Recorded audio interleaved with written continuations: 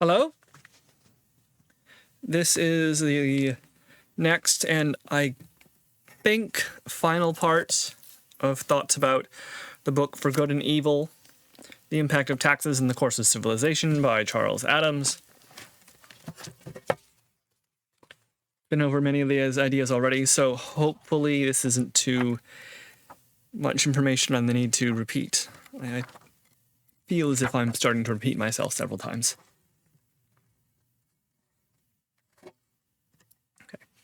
So he begins here, chapter 32, how a good tax goes bad, talking about the income tax. Why does he think the income tax is bad? He says, we seek a society in which equality, integrity, and liberty abound, but the income tax pulls us in the opposite direction. Instead of equality, we have inequality, intentionally and deliberately fostered upon us. Instead of integrity, we have fraud. Instead of liberty, we have totalitarian surveillance and inquisitions. In short, the income tax is a dirty tax, and the more we have demanded of it, the dirtier it has become. We are stuck with it because we have not taken the time to either clean it up or develop something better. So, he dislikes the income tax, at least partially because it is something which, in order to collect the income tax, the government needs much information. The government needs to know how much money you make. The government needs to know how much money you have. The government needs to know that people are reporting money to it.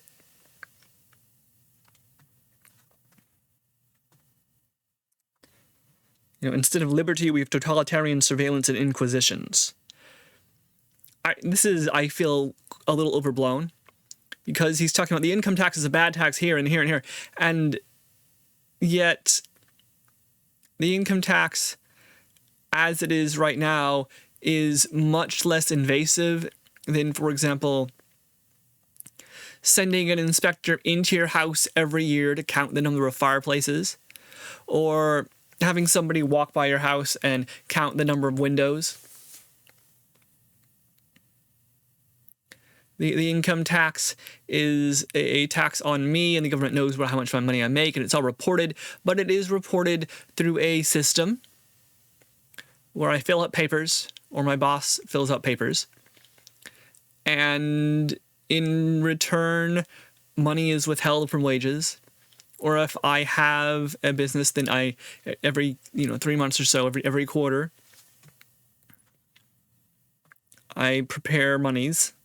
I hold them back. I say I'll pay it quarterly or so on, an estimated bit, and then at the end I file and get what I can back.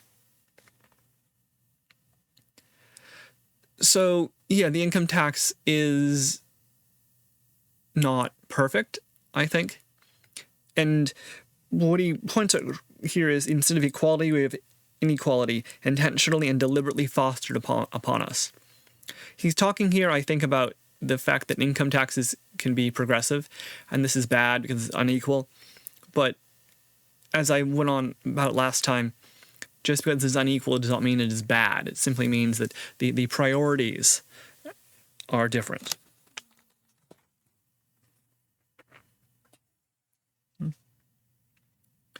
He has a few cartoons here of the IRS, and he's like, these cartoons make light of petty tax fraud.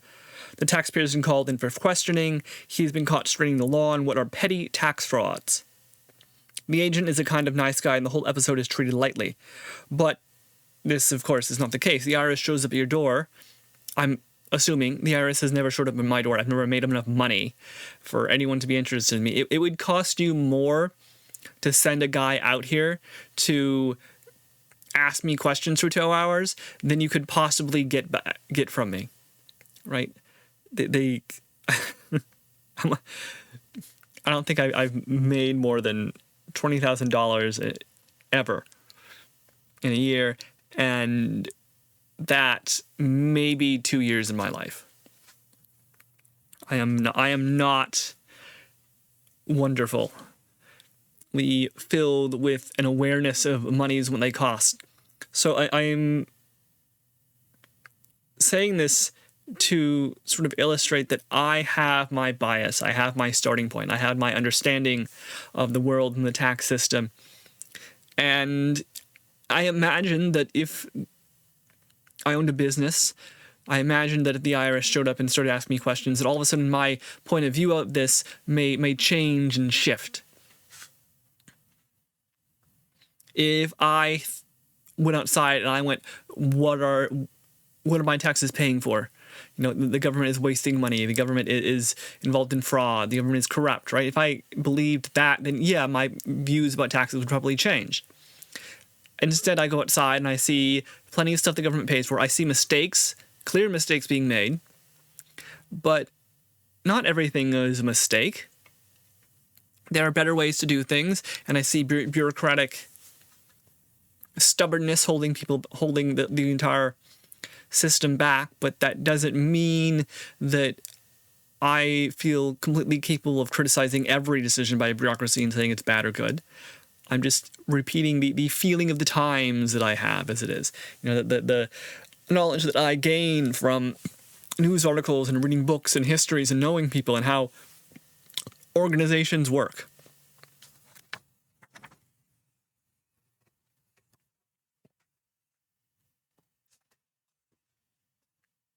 Okay, so he begins talking about history here. Says that people don't like the IRS, people don't like the government taking their taxes, and that in the past it was more acceptable. In the past, people were more fine with this. In the past, people understood this. And in the past, taxes were more voluntary, and the government didn't know as much information. People were glad to pay it. And I don't know about that. Right? He's sort of painting the past in a rosy way. He's saying it was better there, and we had low taxes in here, and people paid it gladly, and they weren't quite as upset about it. And yeah, there were problems with the government and how it was done, but you know, Elizabeth I sort of hit on it, what to do, and you know, the problem wasn't the amount of taxes; it was the way in which taxes were collected, and we needed consent to be found, and you know, eventually. What happened was the government got too big and too greedy, and that's where the problem lies. So we need a smaller government that isn't greedy, and it's their fault. And I'm like, that doesn't sound like the histories I've read. That doesn't sound like the people I've known. I find it difficult to believe that there was a golden age of tax paying.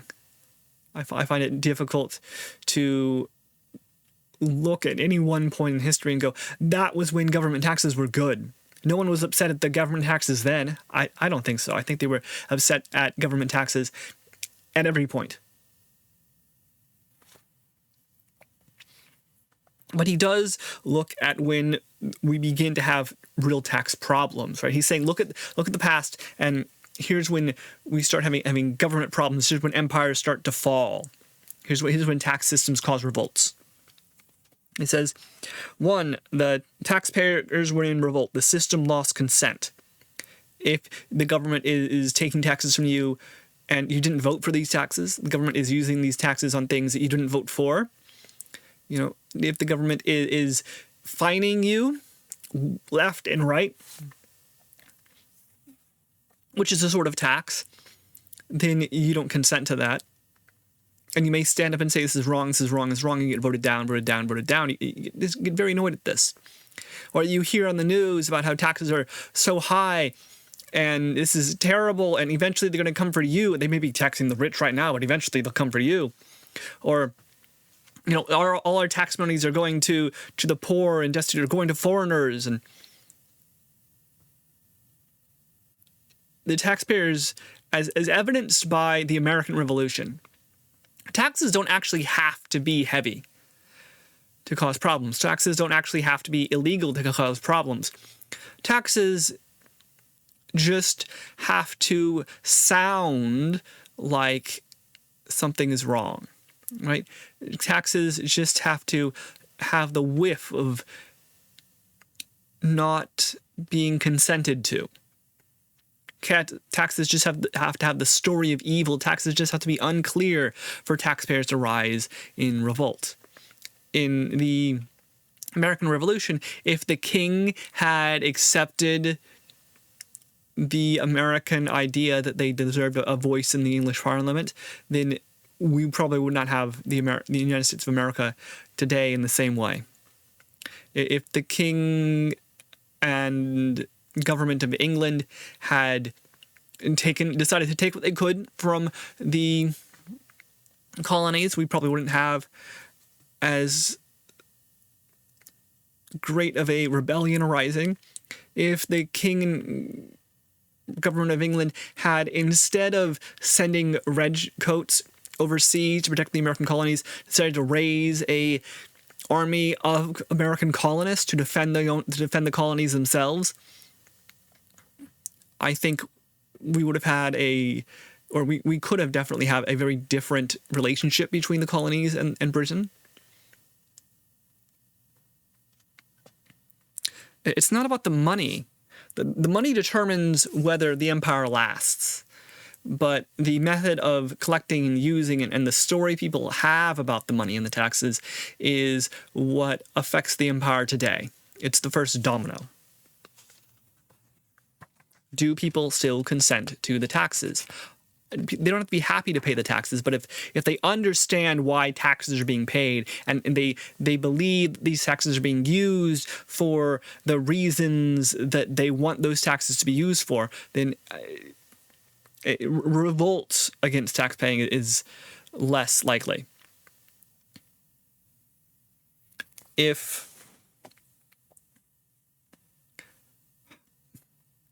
And you do not want to collect the taxes in such a way that you're busting down doors, for example, or you're having intruders walk into homes and count fireplaces or hearths or chimneys or windows.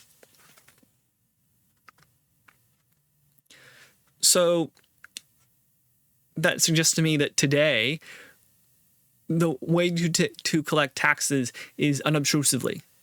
And in order to do that, you want to have a repository of money.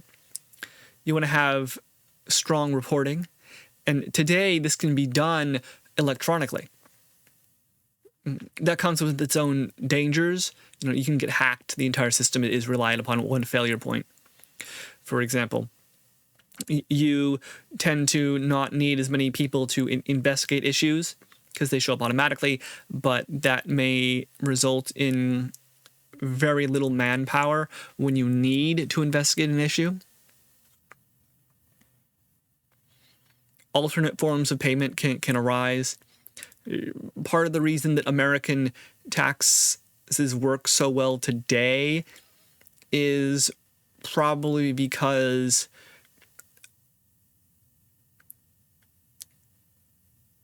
extremely large amounts of money are controlled by corporations with huge legal offices, so they can move this money around and hide it in ways which the IRS does not have the resources to really investigate and worry about. So the ability for who is the IRS going to look at? It's going to be those who are sort of in the middle ground, right? The ones who aren't super rich because they require a lot of resources to go after. And the IRS isn't going to look at the ones who are super poor because you can't squeeze money out of a stone. The IRS is going to go look after like the upper middle class is probably going to be the target. Or the lower rich class is probably going to be the target. $8 million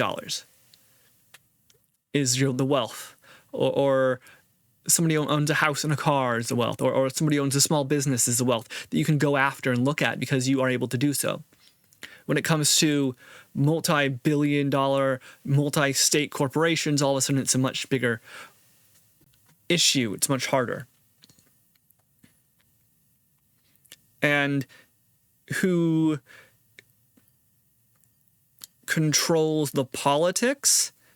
Well, as we can see by the way our taxes are moving, it is these ultra-rich and the ultra-poor, right? It isn't in the middle class doesn't control politics anymore, I would say.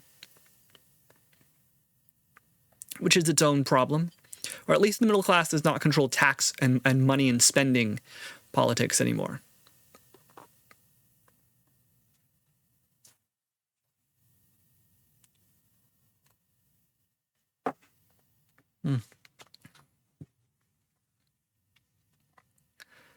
Well, that itself is a debatable conclusion, just based on the fact that the largest expenditures by the United States government are Social Security, Medicare, Medicaid, which overwhelmingly affect the middle class.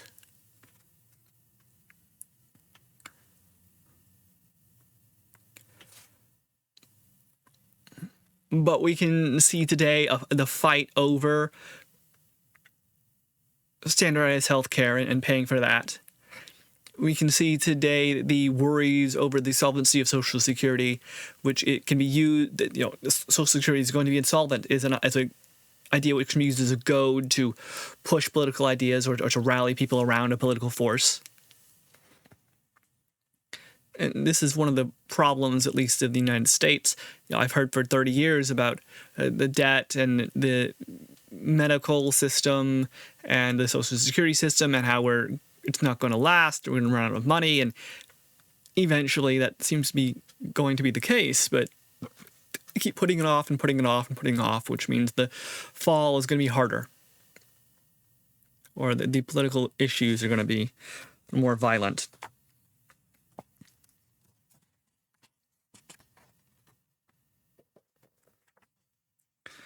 Okay. So one thing he really hates about the income tax. The author really, really despises an income tax which is rapidly progressive, or an income tax which is extremely progressive at the top end. The first income tax had a 7% maximum, which was changed. He's talking about America here, United States of America, Estados Unidos, which was changed to 15% in 1916. In 1917, it jumped to 67%, then 77%. When these ultra-high rates hit, high incomes quickly began to disappear as if by magic. The Treasury reported $206 million incomes in 1916 when the tax rate was 7%. In 1921, when the tax rate was 77%, only $21 million incomes were reported. This means that 9 out of every $10 million earners had vanished. And he says that these statistics on the disappearance of the $1 million incomes vividly illustrate the rebellion of the rich. They may have left the country. Most likely, they arranged their financial affairs so they reduced the amount of their taxable income. So, now we get to the crux of the matter here. Why he dislikes the income tax when it is progressive. No one consents to a 77% tax, he says. In 1916, there were 1,090 incomes in the $300,000 to $1 million range. By 1921, these were down about 80% to only 225. The broad revolt against the income tax, the immigration of the rich, the underground economy, the inclination to evade whenever and wherever possible, all these rebellious acts against the system have historical roots in other times and places. The meaning is clear. The income tax is no longer levied with the consent of the taxpayer, because they're pushing against it, and this is not an issue about consent. I think this is an issue about the level of tax. He's saying that because people are evading the tax, the income tax is not levied with consent anymore. And I'm saying no, the people are evading the tax because the income tax is at a higher level. Okay, if you evade tax not because of not consenting to it, I think you rebel against the government because of not consenting to a tax. But to evade the tax, to not pay the tax, either you're not paying the tax because it involves forms and customs and a lot of time, so it's easier to evade, or you are evading the tax because the tax is high. So what he's really arguing about here isn't about the income tax, I think. It is either that the government requires too much information and is too nosy when he gets the income tax, or the income tax is not that 0.05% tax. And why is that? Because it's produces a lot of revenue, and we have a government which does things. So this is really, to me, it seems an argument for smaller government. He's saying, I don't like big government. I don't like taxes that are high. People are evading taxes because income is 7%, and that matters to people. There are people on that edge where 7% is the difference between owning a house and not owning a house, for example. Whereas if the income tax is 0.05%, that edge is much, much thinner. You have very few people who are affected by that, whether I can afford a house or not, as opposed to 7%. We're going to get into 77%, then that sounds extortionate until you understand how the progressive taxes work, where you pay this much, you pay a certain percentage on the first $50,000 you make, and a different percentage on the next $50,000, and a different percentage on the next $1 million. So 77% at the top rate sounds a whole lot like the millionaires are paying 77% of their wealth, and that's not quite the case, right? They end up paying an effective tax rate of like 45% or something, whereas the regular lower middle class guy will end up paying an effective tax rate of 30%. But these bits about 77 to 90% taxes, they're scare tactics, or they are progressive taxes which are applied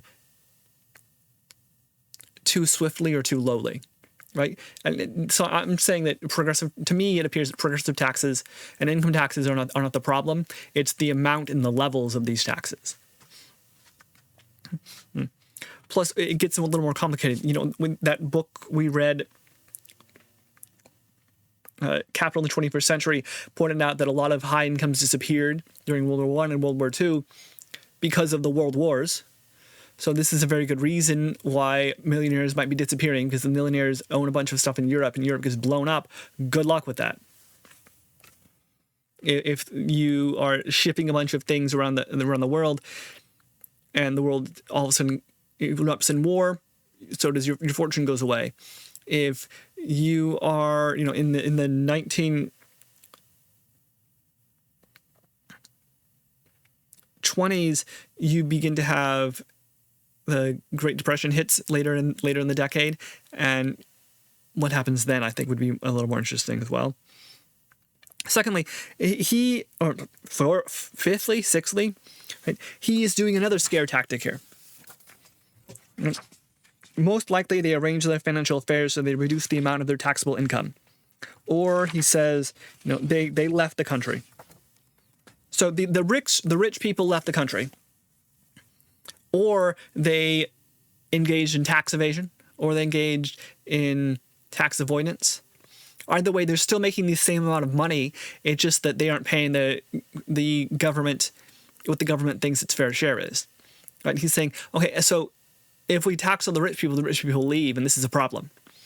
And first of all, on the gold standard, yes, 110%. If you have a gold standard for your currency and the rich people leave, you are in a lot of trouble. Why? Because the problem of the gold standard for currency is that you cannot rapidly expand the quantity of money in the system. You can't rapidly expand all the gold, right? You have to, in order to print more, if your money is backed by gold and you want to print more money, then that means that each dollar you print is backed by less gold. And if you want to keep the same value of your money, then you have to buy more gold. And if you're rich, what do? You shift your money into gold and take it out of the country.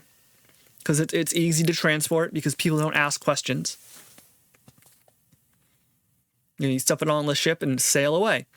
It's a lot harder to stuff dollar bills on a ship. It's a lot harder to move money through the banking system. And so by having if your country's currency is on the gold standard, it becomes very, very difficult to control inflation, for example. It becomes very difficult to control the exchange rate. There's a reason we abandoned the gold standard. There's a very good reason we abandoned the gold standard. And part of that is because if all the rich people leave when you're on the gold standard, they take their gold with them, right? They shift their monies into easily transportable form. And all of a sudden, France or England or Spain or Russia has a bunch of gold in their vaults. You buy rubles and so on, or your yuan or rupees or pounds. This happens. You can do this with silver too, and this isn't all the way the issue, right? When we moved to paper monies instead of silver and gold coins, that was a huge difference. That freed up the inability. Because, in the 1500s, if the rich folk leave, they are literally taking your money with them. The gold and the silver that keeps your economy moving. And why do economies stop? Economies stop because cash flow stops. It's not because people don't own anything or nobody can find a job or you can't produce anything. Those cause problems and stumbling blocks for economy. But the real issue in a nationwide modern economy is, does money keep moving and flowing? Can you borrow money? Can you spend money? Does inflation explode? Or does deflation come in and destroy profits? So this is why there's an economist somewhere who talked about the goal of the Federal Reserve is to manage the money supply of the country, and this is how it controls inflation and other issues like that. It can also setting a base interest rate, which is, if I remember correctly, the interest rate that banks have to pay to borrow from the Federal Reserve, and that's used as a basis point for many other methods of calculating returns and the value you give for loans and so on. But in a modern economy where we don't have the gold standard, I think that rich people leaving is less of a problem. Because say you're rich and you want to leave the country. And you want to leave the country with your riches. What does this involve doing? So this would involve, on the one hand, taking physical assets out of the country. That is, you pile a bunch of gold and silver on a ship, or you begin to dismantle your factories and move them overseas, or something of that sort. You move your art overseas and sell it at an auction in Europe instead of an auction in America. You misdeclare import and export forms and so on. Hide the money. Because you're taking out physical assets. You move these physical assets around. And at a certain point, this is somewhat difficult to do. You can take gold and silver out pretty easily. But moving an entire factory or moving a house or moving land that you own or moving any of that can be quite harsh. The case for intellectual property is probably a little easier, right? I can just stop using Mickey Mouse or whatever in this country and only make items from in China or Japan that involve Mickey Mouse. Don't make anything in America, for example. And I'm saying this because Mickey Mouse, like the first version of Mickey Mouse is in the public domain now. So that's just an example that came through my head. And so if you're rich and you own certain things in the country, then you can move small bits like art and gold. It's much harder to move things like a factory or your entire banking system, your entire workforce. It takes years to shift from using American telemarketers to Indian telemarketers, for example. It doesn't, not at the drop of a hat. It takes a bit of time. And if you are rich because you own something like land or housing, then you can't take that with you. If I own 5 houses and I want to leave the country, then I can't take these houses with me. Instead, I have to sell the houses. I have to turn my physical assets into money. Okay. You could do something like, if you own stock, you can sell stock publicly, or you can transfer stock privately. That's another way of moving money around. But if I'm leaving America and I want to take my millions of dollars with me, like in bank accounts, and there's 2 ways to do this, right? One is to transfer dollars back and forth and spend those dollars somewhere. This only works if the dollar is accepted currency in that place that I'm spending it at. Which means that the United States, for example, would want to keep an eye on the money supply outside the country, which is not quite as clear on, can't quite control as well. That's dangerous. And the other way to take your dollars out is to take your dollars and trade it for another sort of money, euros, for example. But so that means you're trading with somebody who has euros and dollars. So money and goods can leave the system, but certain large sedentary issues do not. And you would also have issues of like where your property is registered. If you have some sort of intellectual property and you make money on that intellectual property, then the value is reflected in stock, but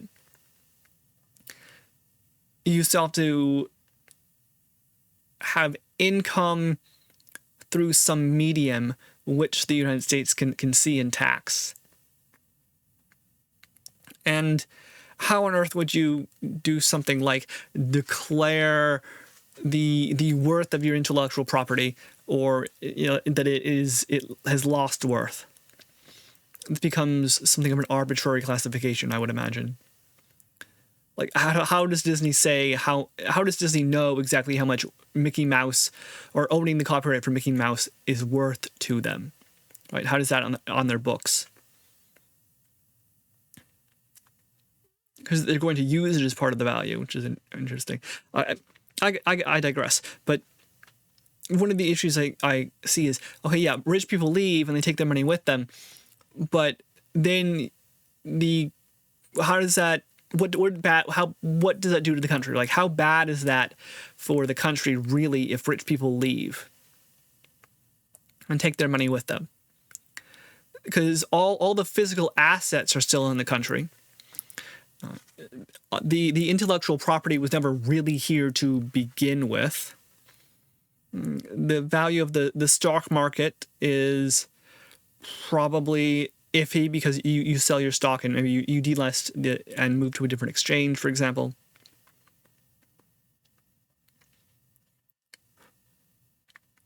But the government does have the ability to produce money. So if money supply is leaving the country, then you can print more money.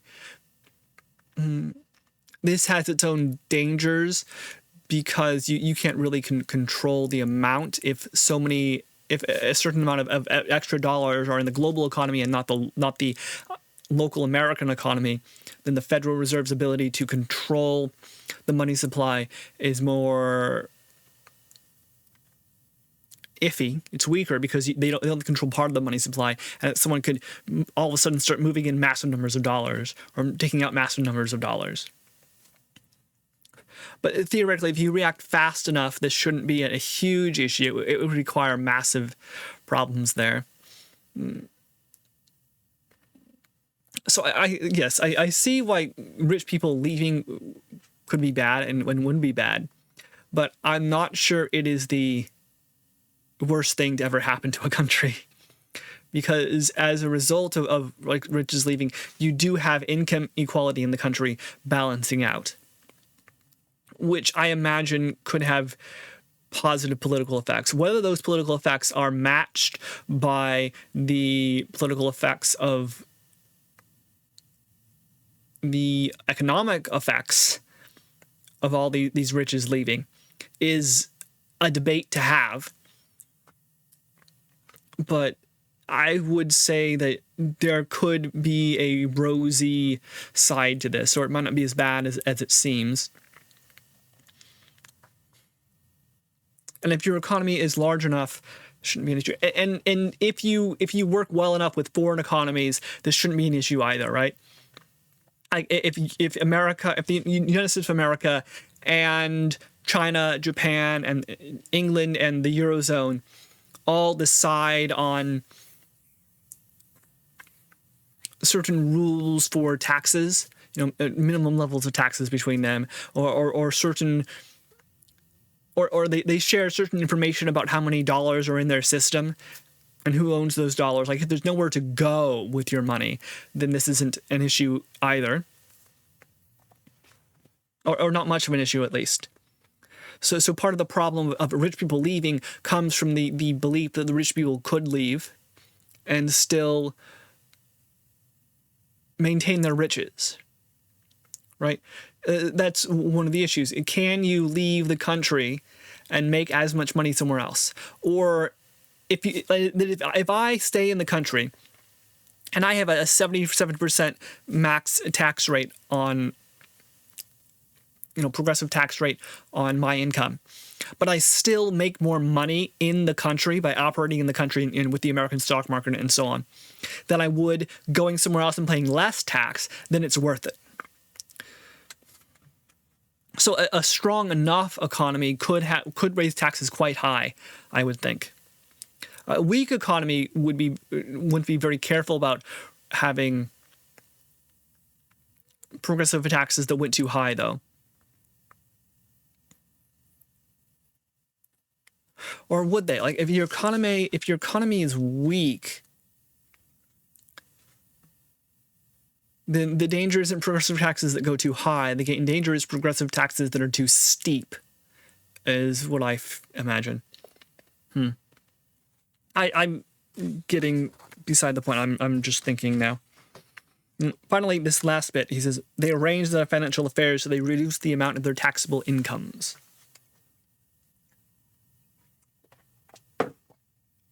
Okay. Now we come to the issue of tax avoidance. So tax evasion is just not reporting the money, getting paid under the table, selling your art on the black market sort of thing. Tax avoidance is doing all that legally.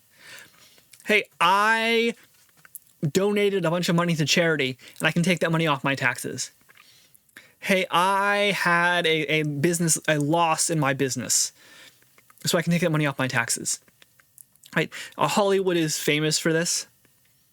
If you as an actor want to make money from a movie, then you negotiate for a percentage of the gross profits, not the net profits, because the net profits are always negative. Like, the studio always loses money in one way or another. We have stories of studios completing or nearly completing movies and then just not releasing them and deciding and taking it as a loss in their taxes because that's better for them, right? This movie cost us $28 million to make, or $280 million to make, and we're going to write that off on our taxes so that we pay no tax this year. And these are tax loopholes. So there's two I would say that there's two major kinds of tax avoidance as far as I understand. One is I spent the money somewhere else, which essentially charity, right?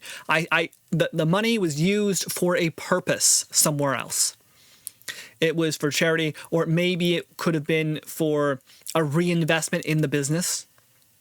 I made a bunch of money, but I spent all that money working on the business and growing the business, right? So both of those cases are issues where the government getting the tax is not really a huge problem, right? If it's for charity, because if you are spending money on charity and taking that off your taxes, well, then you are doing governmental work, essentially, right? You are supporting the Boy Scouts, or the Girl Scouts, or Pee Wee soccer, or you are doing humanitarian aid, or you're helping the homeless, or you're donating to a food shelter, or you're donating to some public art event, or you're donating to the city so that it can build a better high school, right? These are government activities. So we want to watch nonprofits and charities carefully to make sure that they are actually doing what they say they're doing, and it isn't like, oh, I donated money to a nonprofit, and the nonprofit paid me $500,000 to act as CEO of the nonprofit. No, that's wrong. Or I run a nonprofit and my family members were members of the nonprofit. Or I ran a nonprofit and we built an opera house in the middle of upper class Bel Air. I know there's three other opera houses already there, but we needed a fourth one. Sort of issue, right? Right? You want charities that do what they say they're doing, are not overly inefficient. You know, we spent 75% of our monies on administration. Well, you didn't do much then. You know, or bits like a church mega pastor sort of thing. We had to buy the pastor a plane. Like, the hell? No, you didn't have to buy the pastor a plane. Like, you know, just hearing that, you're going, this seems a little suspicious, right? You know, what are monies being used for? But the idea at least is there that charities and nonprofits doing governmental work are doing work that is positive for society. So the government is fine not collecting taxes on those, because otherwise they would have to spend they would collect the tax money and then spend the tax money doing those things, you know, supporting the cities and local events. But now the government can step back and say, you know what, charity's fine because we don't have to decide. You know, the government isn't like, okay, you know, so much money to the Boy Scouts and so much money to the Girl Scouts. Government doesn't want to get involved in that. That's controversial. That involves, you know, parents yelling and showing up at city meetings saying that, you know, it's sexism or racism or something, right? The government is like, you know what, charity, people do it by themselves, and this is theoretically more efficient. And so the government can focus on things which it does better, you know, instead of a government official looking at every Pee Wee soccer club in the nation. The government focuses on making sure the roads are not full of potholes, right?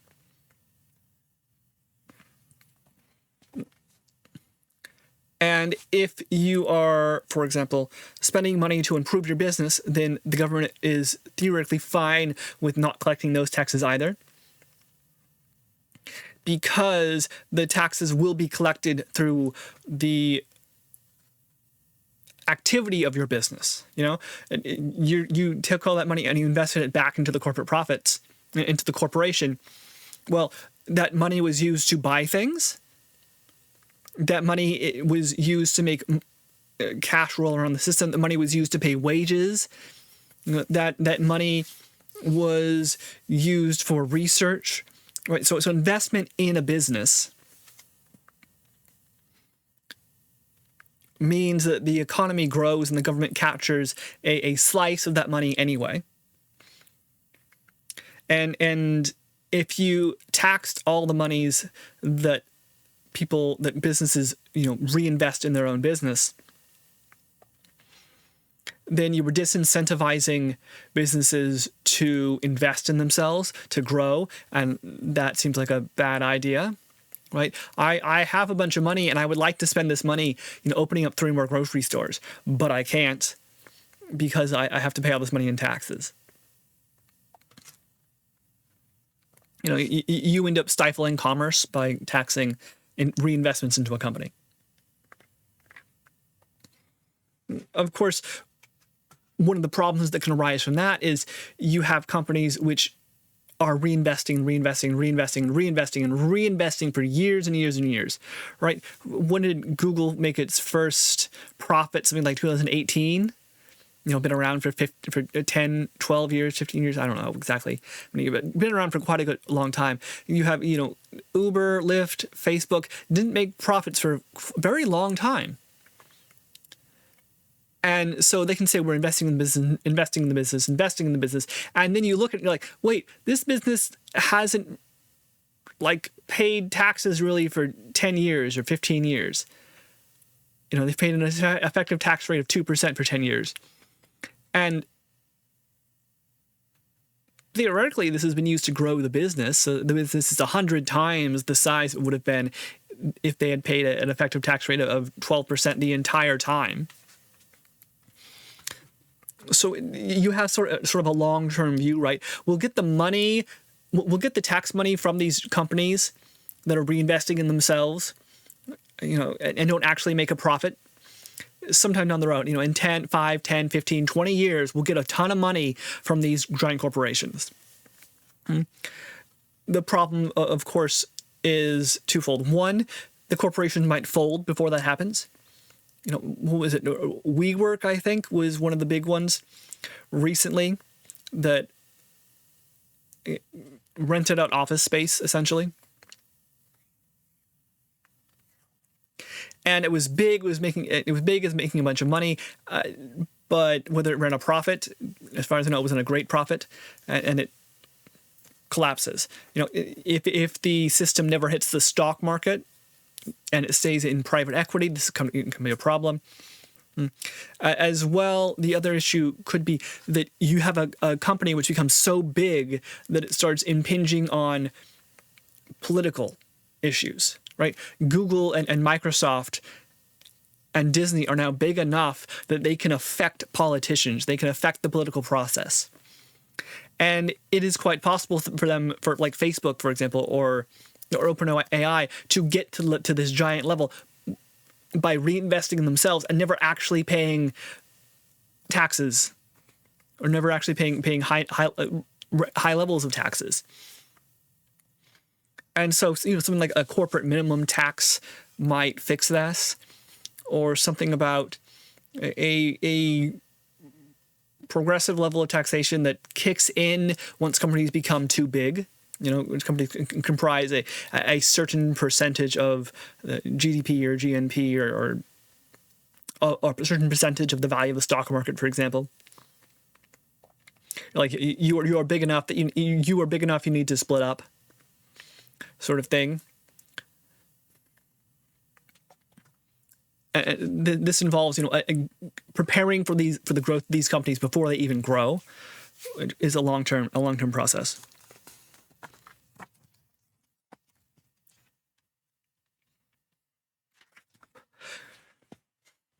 Because,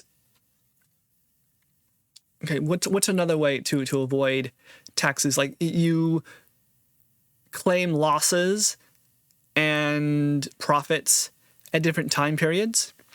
You could claim massive depreciation of your assets. You could move monies to tax havens when they aren't being reported. You could refuse to report on foreign profits, for example, and then keep them held in a tax haven and only bring them in during a time period where politics are forgiving of wealth transfers on that level and of that nature.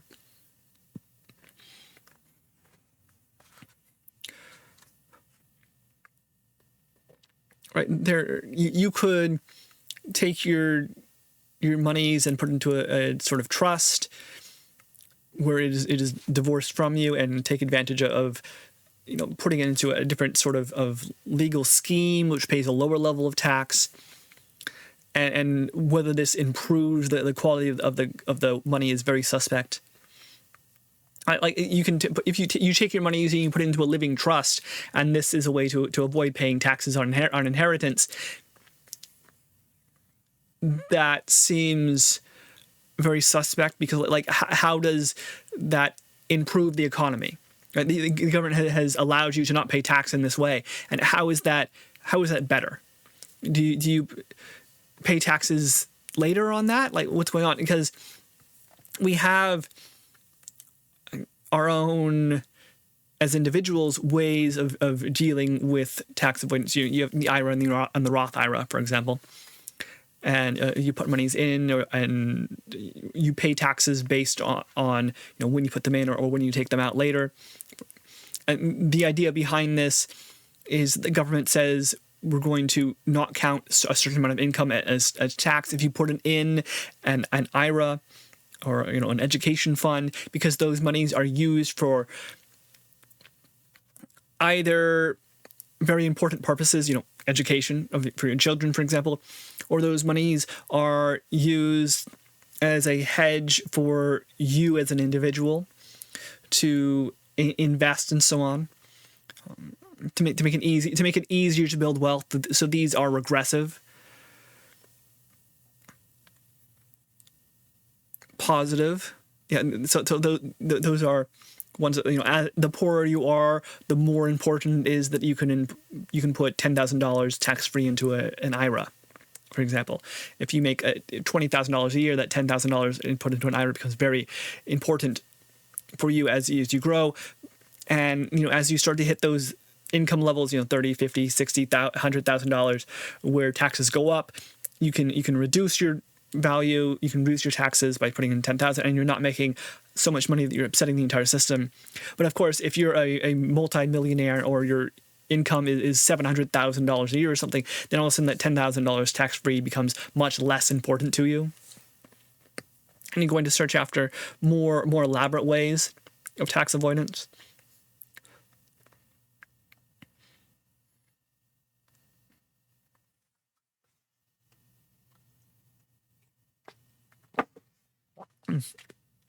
And in short, I'm trying to say that tax avoidance is not necessarily bad. In many ways, it can be quite good. And the issue, of course, is that it can be misused and abused. There can be bad laws written.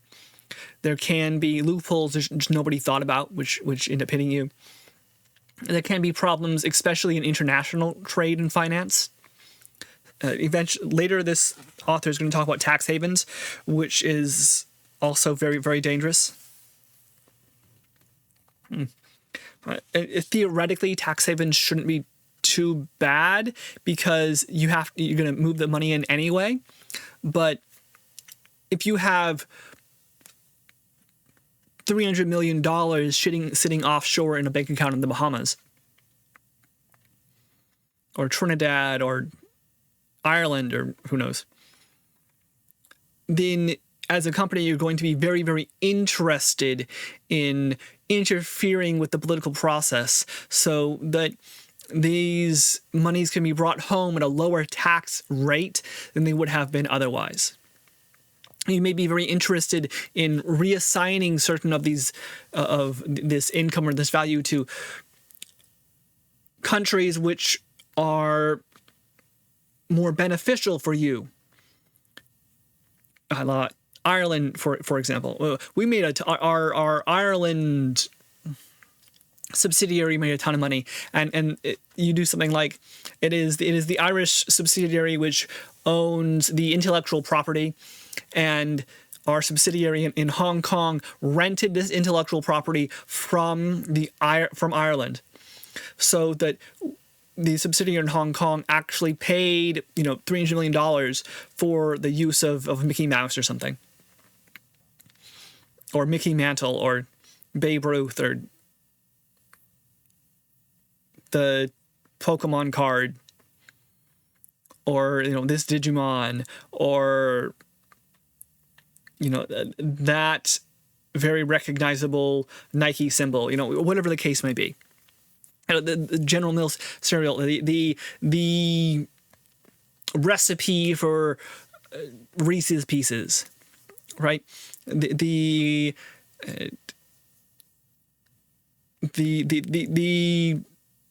Mariah Carey song, who knows what it is, right? So, some intellectual property that is owned. And so the subsidiary in Hong Kong says, we spent $300 million renting this, or renting the rights from our subsidiary in Ireland to utilize this intellectual property, and so we actually lost money. And the place in Ireland is saying, we rented our intellectual property to so and so for $300 million, so we made $300 million. And Hong Kong has a certain income scheme, 20% or something you pay, and Ireland has a 0% or a 5% or something bit. So even though the Hong Kong subsidiary made the $300 million, sold, utilized in factories or in media or something, this intellectual property to intake its $300 million, it actually says we didn't make any money whatsoever, so we're not going to pay Hong Kong any tax at all. And we're doing that because we paid it to Ireland. Ireland is like, the Ireland subsidiary is like, we made a ton of money, but Ireland happens to have very low taxes, so we'll gladly pay that. Meanwhile, both subsidiaries are owned by the same company in England, or the same company in America, and they just happen to not tell the American government about this, or perhaps they only pay tax when dollars are brought into the United States, and you have to transfer the value from the subsidiary in Ireland to the subsidiary in the United States. And so you wait to do that, or you do something like transfer the monies from Ireland to a tax haven, and that tax haven is spending money elsewhere, and through various means your corporation ends up paying less tax or withholding tax until a more advantageous time. And I don't know a whole bunch about this. I'm just sort of guesstimating, and I'm using names that are big, which I have no idea if they're involved in anything like this. But the problem at its core seems to be that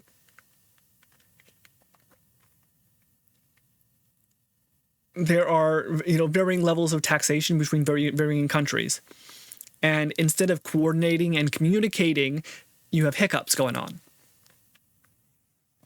And these hiccups end up being bad for everybody. Now, it may appear to be good in some cases, like for Ireland. I mention Ireland because it's known for its low taxes. And so Ireland may have many companies headquartering in Ireland and making a lot of money, so that Ireland draws a bunch of tax money from that they would not have otherwise. But to me, it seems debatable how effective that is, because it's a legal mechanism that doesn't actually improve production worldwide. So Ireland may be making, Irish government may be making some extra money off of this, but the companies themselves or the Eurozone itself could be suffering because of it. So then you have other countries saying, hey, putting pressure on Ireland, for example, to change its laws, and they're growing more uncomfortable, and hey, we can't get our money back through these tax issues, but perhaps we can levy some tariff on Irish butter or Irish cheese.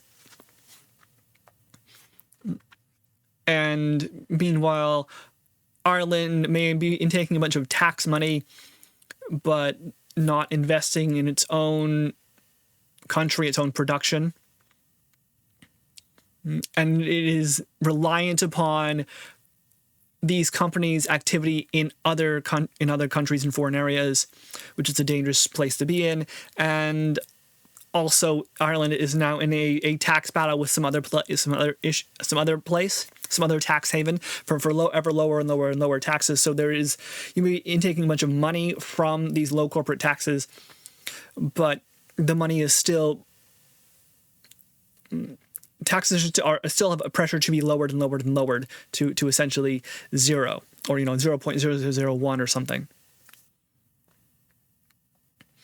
And you have an issue where, like Ireland, for example, might be where certain like European taxes go to be evaded, but there are other places as well. So if you are a multinational corporation that is based in Ireland, but you make a bunch of your money from China, then maybe you end up going to like Hong Kong or Singapore as a different tax haven, something like that.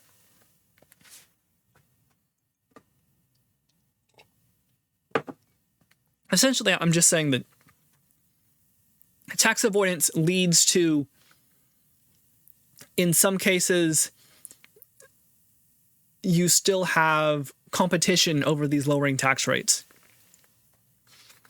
And that can cause instability and investment problems. Right? If I, as a company, have $300 million sitting in an offshore account, and I don't want to bring it into the country because I pay taxes on it, and that's $300 million that I could have spent improving my company, and I didn't. So one argument for that, for what to do in that case, is to have very, very low corporate taxes across the entire area, or to have lots of forgiveness schemes so that people can bring money in without paying taxes. But this is just, again, avoiding taxes. You could do better, I think, by allowing large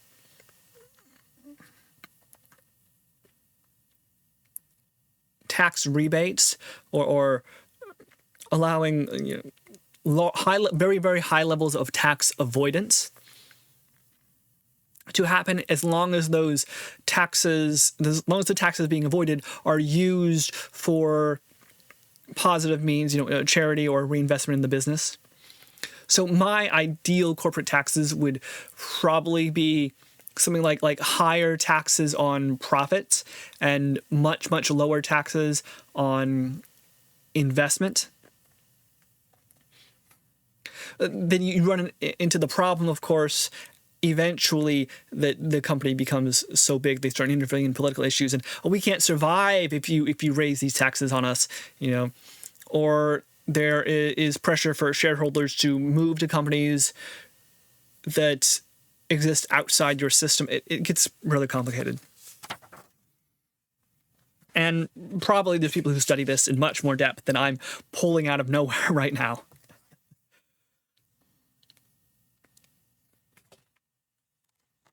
Okay. He talks about in his book that, David Shipler, bureau chief at the New York Times in Moscow for a number of years, made this observation. From the viewpoint of political control, it must be convenient for the authorities to have most Soviet citizens in a constant state of illegality, always arrestable on apolitical grounds. Tangled in webs of indebtedness, the individual feels frail against the massive righteousness of the state. The idea is that if you make if you make tax laws complicated, it's very easy to make mistakes. It's just like if your traffic laws are too complicated, it's very easy to make mistakes, so that you can always find a reason to stop somebody. Like the police can always find a reason to stop you. Oh, you turn left instead of right here, or your tail light is out, or you're driving too slow, or you're driving too fast, right? They can always come up with something, a reasonable suspicion, when really it's just they didn't like the way your car looked, or they didn't like the color of your skin, or they just needed to get a quota out, or and you happened along at the right time, or they were bored, right? You have places in the United States, plenty of places, which are speed traps. Speed limit goes from 35 to 25, and then back up to 35, and it's only 25 for the span of like 2 miles or something. And the sign happens to be hidden behind a tree, and there's a cop right there at the bottom of the hill just waiting for you. All these little issues. Same thing happens with taxes. Right? Are you always worried about the IRS coming in and investigating you? And they don't even have to do anything wrong, right? You don't even have to do anything wrong. It can just be that the IRS is asking for all these papers and all this time being spent on you and all this information, and you're sitting there having a sleep this night. What are they going to find? I don't think I did anything wrong. Did I do anything wrong? Did I sign that paper? I don't. Do I really trust my tax guy? Is there some obscure tax law that I don't even know about that happened to be passed last year that didn't make it into my taxes? Did I forget a decimal? And so you want your taxes to be relatively simple. You want your taxes to, like, as a citizen, you want your taxes to be simple. And as a government, you have this back and forth. You want taxes to be simple so that you can collect them easily, but you also want taxes to be complicated so you can use them as a threat. And he's saying that we should be very careful about this. He says, consider this in the light of our innumerable criminal tax statutes, which make almost any disobedience to a tax law potentially a felony. Right? Yeah. One of the bits about the IRS is that the IRS has its own sort of police force, investigative force, who are not held back by a whole lot of civil rights issues. They can investigate your bank quietly, secretly. Because they can investigate, where you go, what you do, how you spend your money, because you might be evading taxes. And the Supreme Court in the United States, at least, has upheld this ability.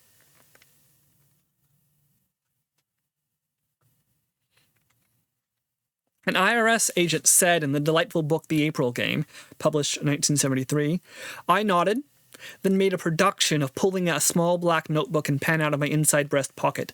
May I have your name, sir? That got him. It almost always does. There is hardly an American citizen above the poverty level whose tax conscience is so completely clear that he isn't scared of being audited.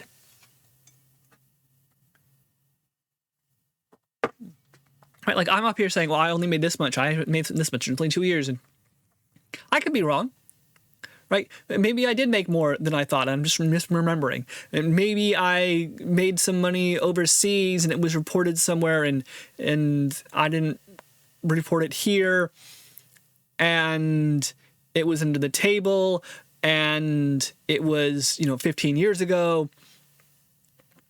But it's a problem here or someone somewhere knows what's going on. It could be a case of fraud. My name was used. My mother had this happen to her once.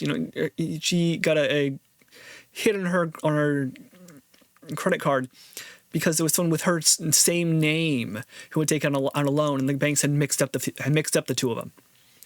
There's a warrant out for your arrest. Mr. John Smith. What do you mean? I'm a different John Smith. Make sure you check the birth date. Right? We aren't the same people. But maybe that gets confused up. You don't have to have done anything wrong for it to be an issue.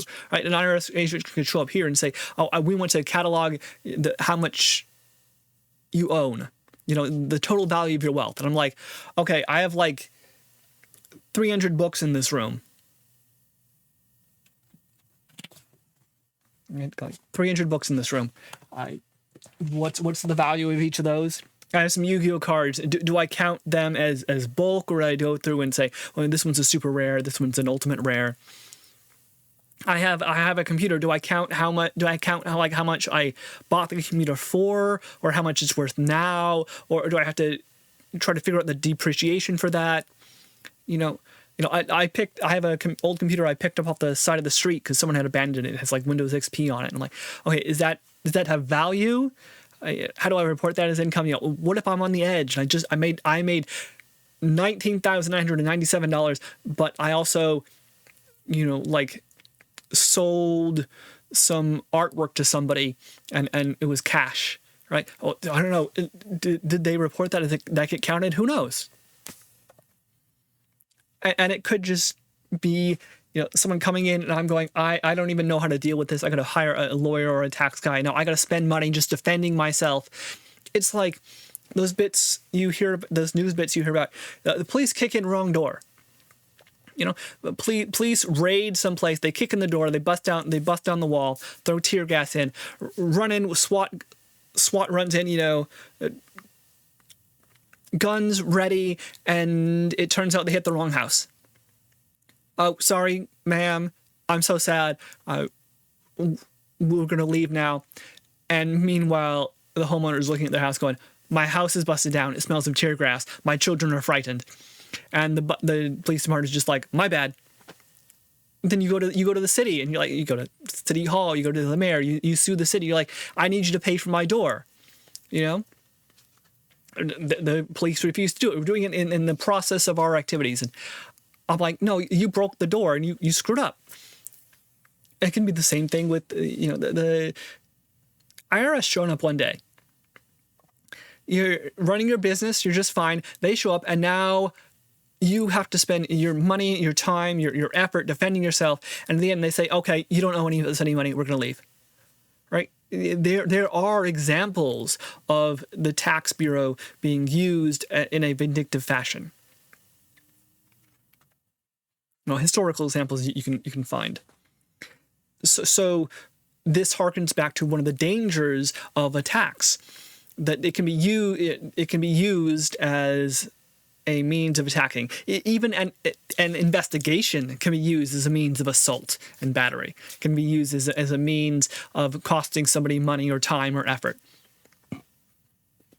It can be used as a means to invade privacy. I mean, famously, the United States bugged, it was either Malcolm X or Martin Luther King, or probably both of them, bugged their houses and their phones because they might be involved in subversive activity. And who knows what else they might hear when this is going on. And then you, as a person, Martin Luther King, learns that, and now you gotta worry about what you say in the phone, and whose conscience is entirely clear, who says things which cannot be misinterpreted. How many words have come out of my mouth just in the last hour where a clip could be used out of context to say that I have this idea, or to say that I'm a bad person, or to say that I admit to this idea, or to this fault, or this problem, right? How many ways can be misquoted and then it's splashed across the airwaves? He's evil, or it's shown in court. Look, he's bad. And I'm like, okay, no, Your Honor, I demand that the entire tape be shown. I demand that the entire issue be talked about. I demand that there be a retraction in the newspaper, and there is a retraction in the newspaper like 75 days later in font this big on page 14. It's, the issue that he's trying to get at here is that even the threat of action, whether you did something right or wrong, is a threat. So he says, his idea is we shouldn't even allow that possibility to happen. We should keep the government very limited. But that comes at a cost, as I pointed out earlier, That means the government can't do very many things.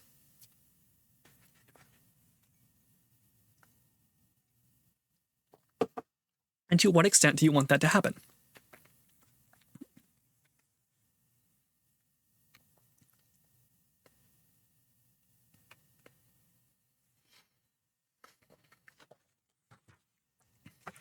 And then you have even worse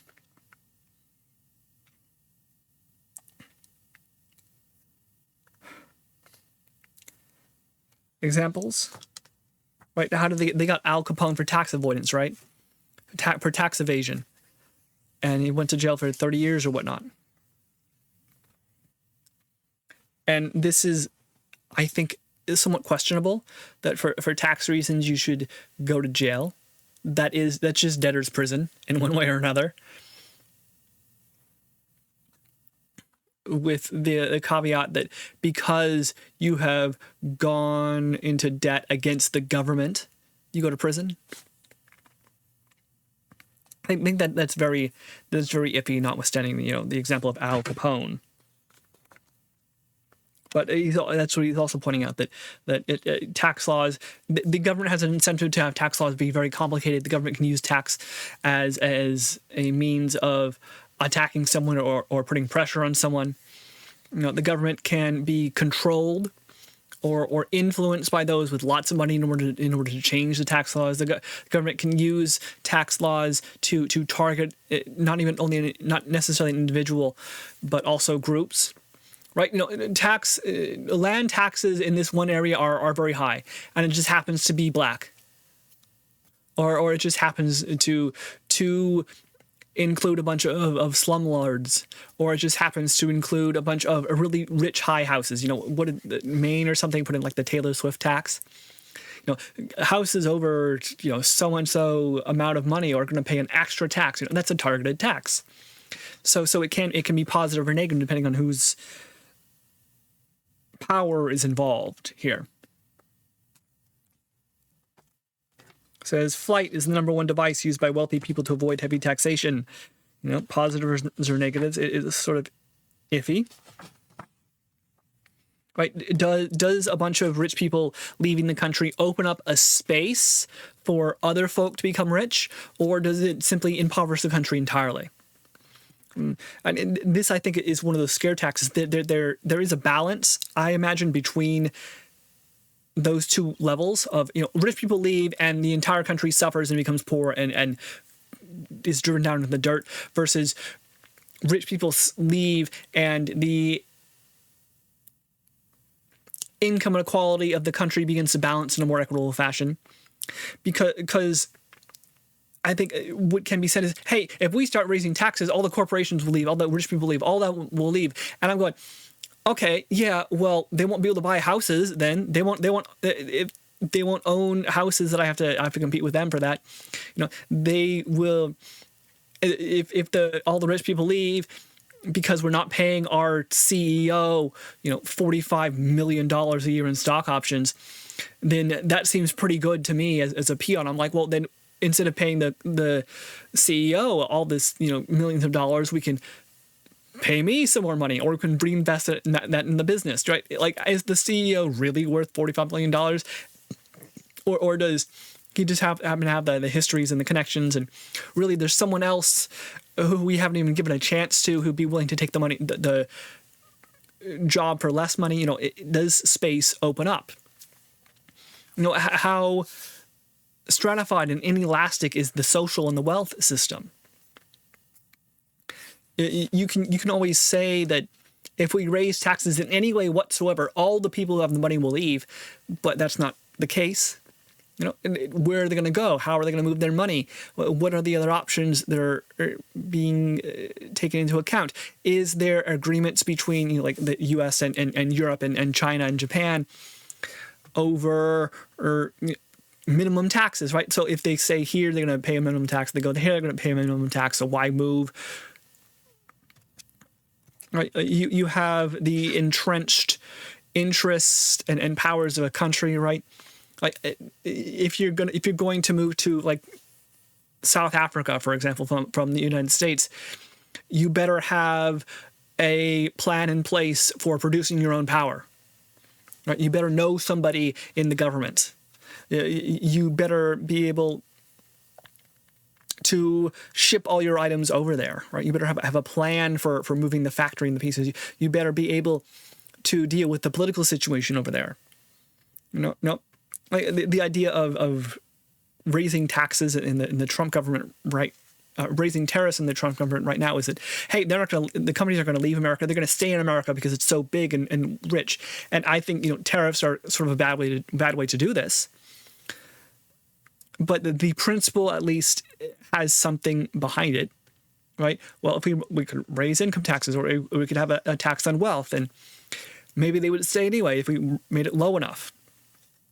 Maybe there's a reason for doing this.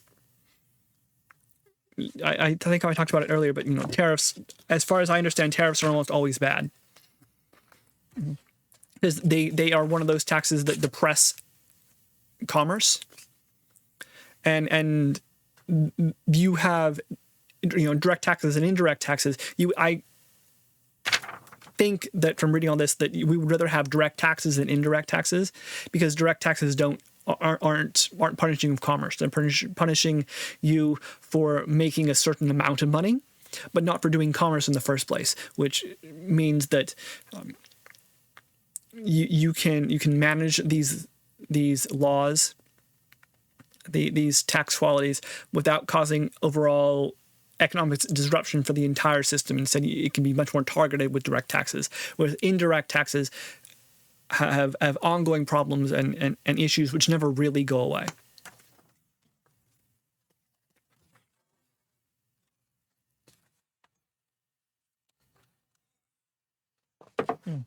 He makes a statement here. The standard argument that we are buying civilization in return for the tax paid begins to run thin as the so-called benefits of civilization are called into question. You're right. Taxes must be effective. You have to believe that the taxes I'm paying are doing some good, because that's really the issue, right? He talks about this at the very beginning of the book. Taxes are theft. Well, no. If I go outside, I see the road, the garbage pickup, the light, the satellites. My GPS works because of American taxes that I paid, and so I'm getting something in return for those taxes. But on the other hand, I could step outside and go, "Why am I paying money for the school system? I didn't benefit from the school system." I could be saying, I don't have a car. Why am I paying for the gas tax when I'm using gas to run my lawnmower or sort of thing? And the gas tax is used to maintain the roads, but I don't use the roads. But hey, I look at it on a positive side, and I tend to give the benefit of the doubt. I benefit from the roads. I benefit from the taxes. I can still criticize how taxes are spent. We shouldn't do this. We shouldn't do that. We don't really need these corners that are being added down the way. Or in the streets, they're adding corners to the sidewalk. We don't really need that. We have had the same corners for 50 years. And I haven't heard of any accidents happening, so why are we putting in money for this? We have extra stoplights and speed bumps. I'm going, that doesn't seem the best use of the funds. But the basic idea, at least, is clear. They're doing something with the money. On the other hand, if I don't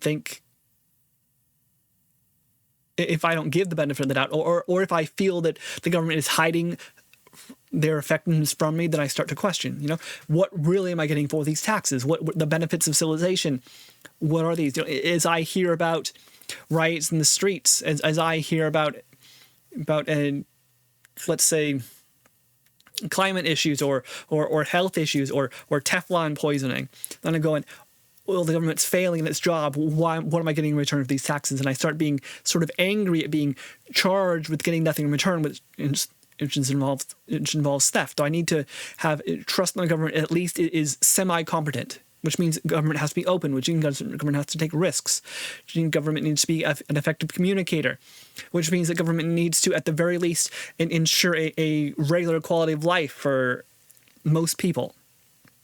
And then you get into effectiveness and so on. Instead of technicalities about tax, you get into why have tax at all? And it really turns out into a question about government closed or open.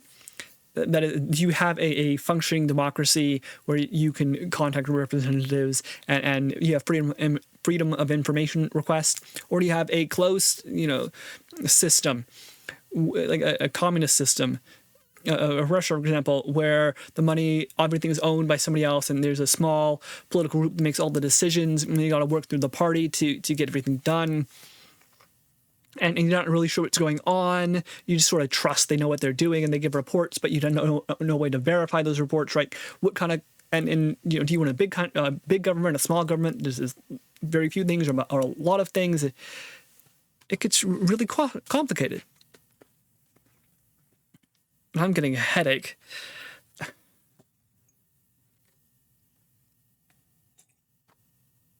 So let's move on.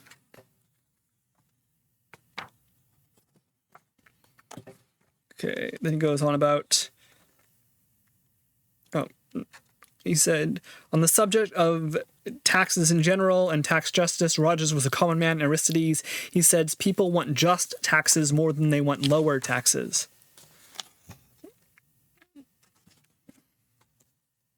Flight to the havens, the offshore world.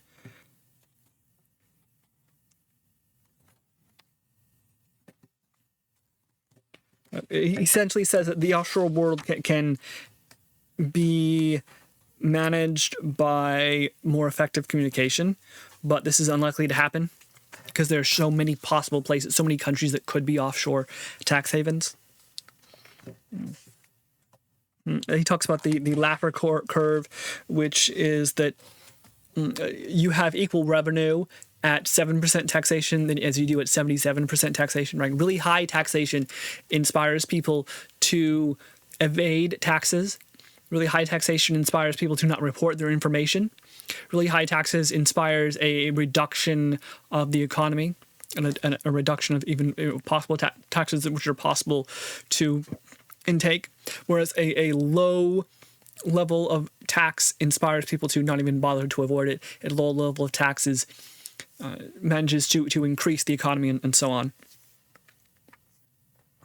And that makes sense to me. I'm like, I tend to agree with that. But again, progressive taxes can be more complicated. He's looking at the Laffer curve as I think he's looking at the Laffer curve here as a flat tax applied equally, but it doesn't have to be. It can be, progressive and regressive at differing levels. As well, he's quite upset by the idea that taxes are unequal. I'm like, yes, that is one of the philosophical issues which we talked about last time.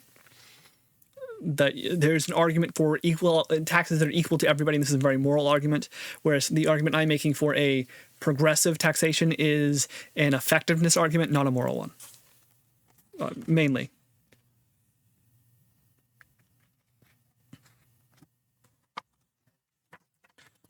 Okay. 35, the miracle economies. He talks about, Hong Kong, Taiwan, Singapore, South Korea, Japan, and he's basically saying that these countries had very low taxes and they did various things in different ways. What they may have subsidized certain areas, like Singapore is famous for its public housing, for example.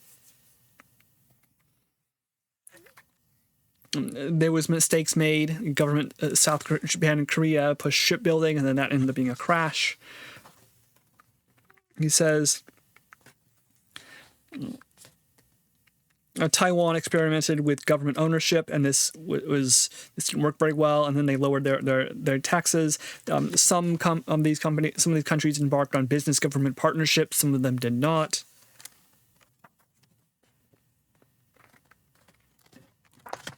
Japan has something interesting called the postal savings system, which inspires saving among the population. It talks about Israel and how Israel started off with a bunch of money, but then they moved to a more communism, and communes were very popular, and you had high taxes, and that ended up crashing Israel's economy. And then they lowered their taxes and moved to a more capitalist system, and that exploded their economy. So he's basically saying that light taxes are good. He's arguing this in different ways. And I'm not going to get too deeply into it because we start talking about individual countries, and we'll be here for another half hour for each country.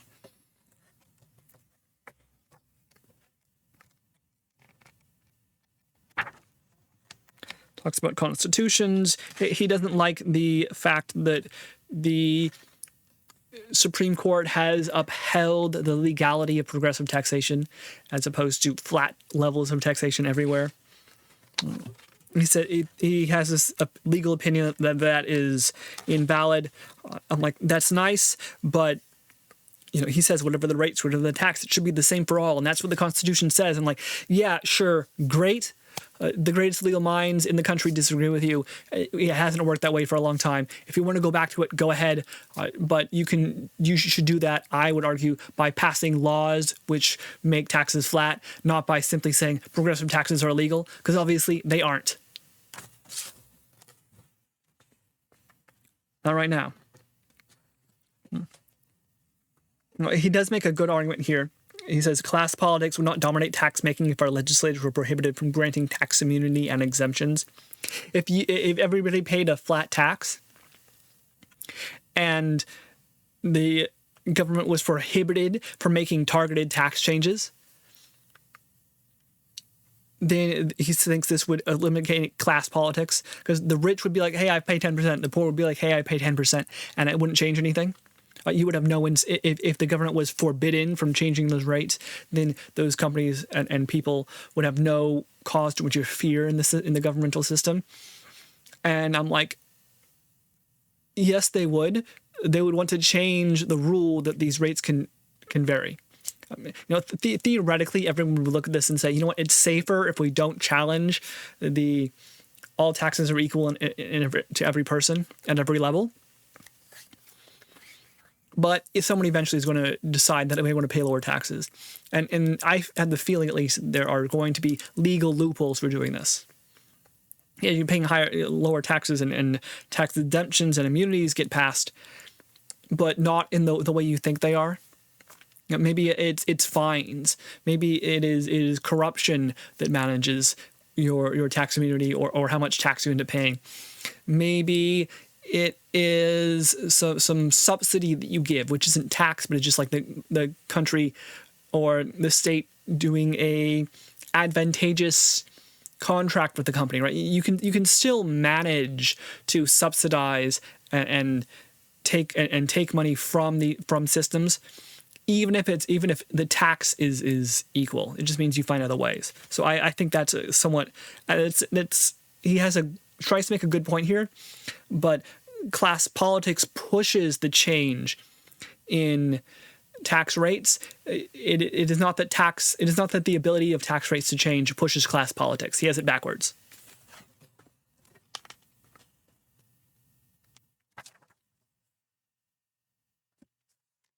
Okay.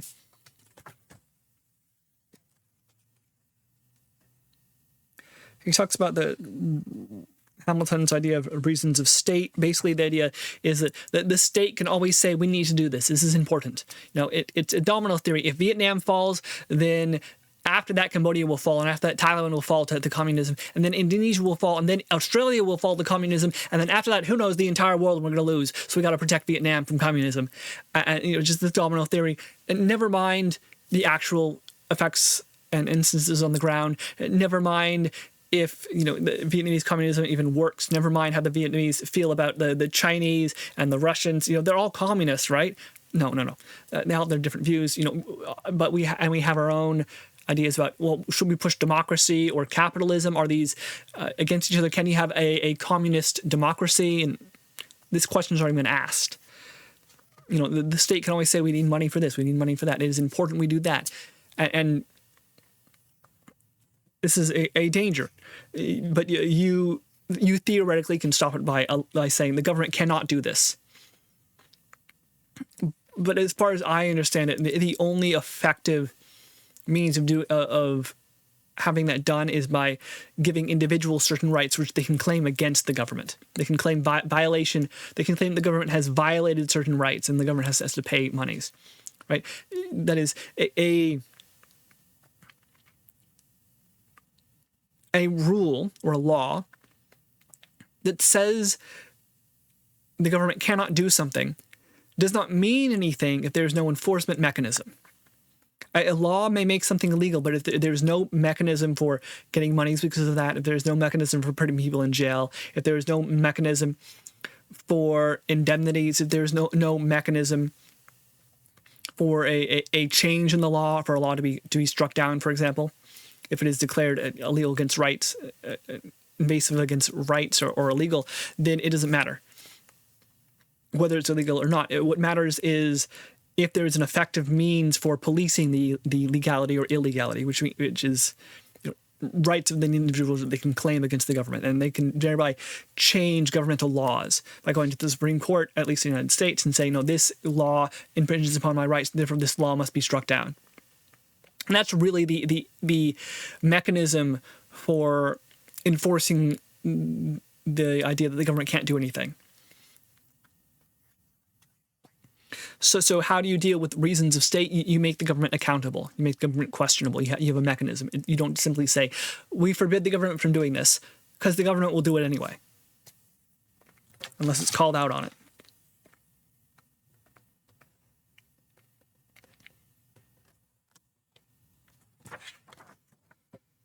Okay.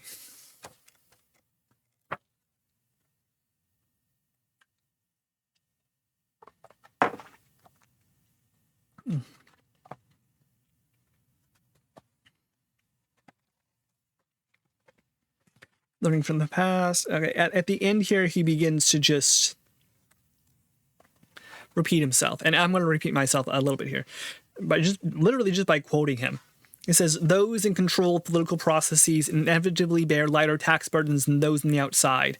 Tax avoidance is thus a prerogative of those in control of the system. Evasion is the alternative for those on the outside.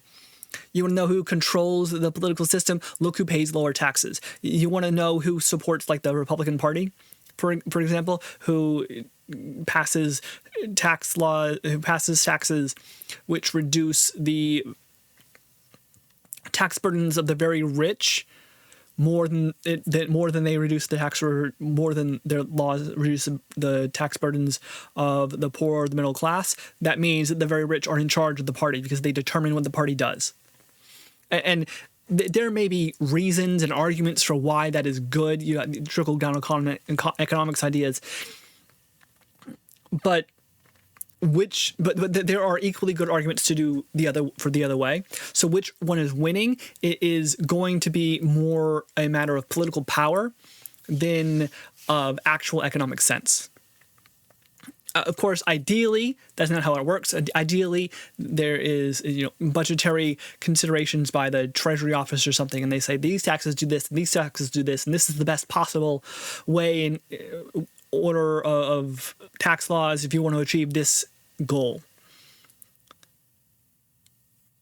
But I am not really clear on how well Congress listens to the Treasury Department or listens to actual people who study these issues when they pass tax laws.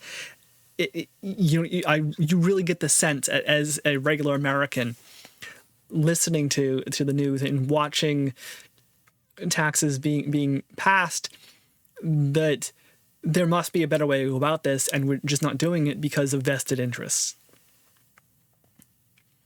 And part of that feeling comes from the fact that I'm relatively young, that I'm a millennial, that I grew up hearing about issues like housing or the debt, or that I have been through more government shutdowns in my lifetime than anyone could possibly have experienced. There have been more government shutdowns in my lifetime than in the entirety of the United States before me, as far as I understand it.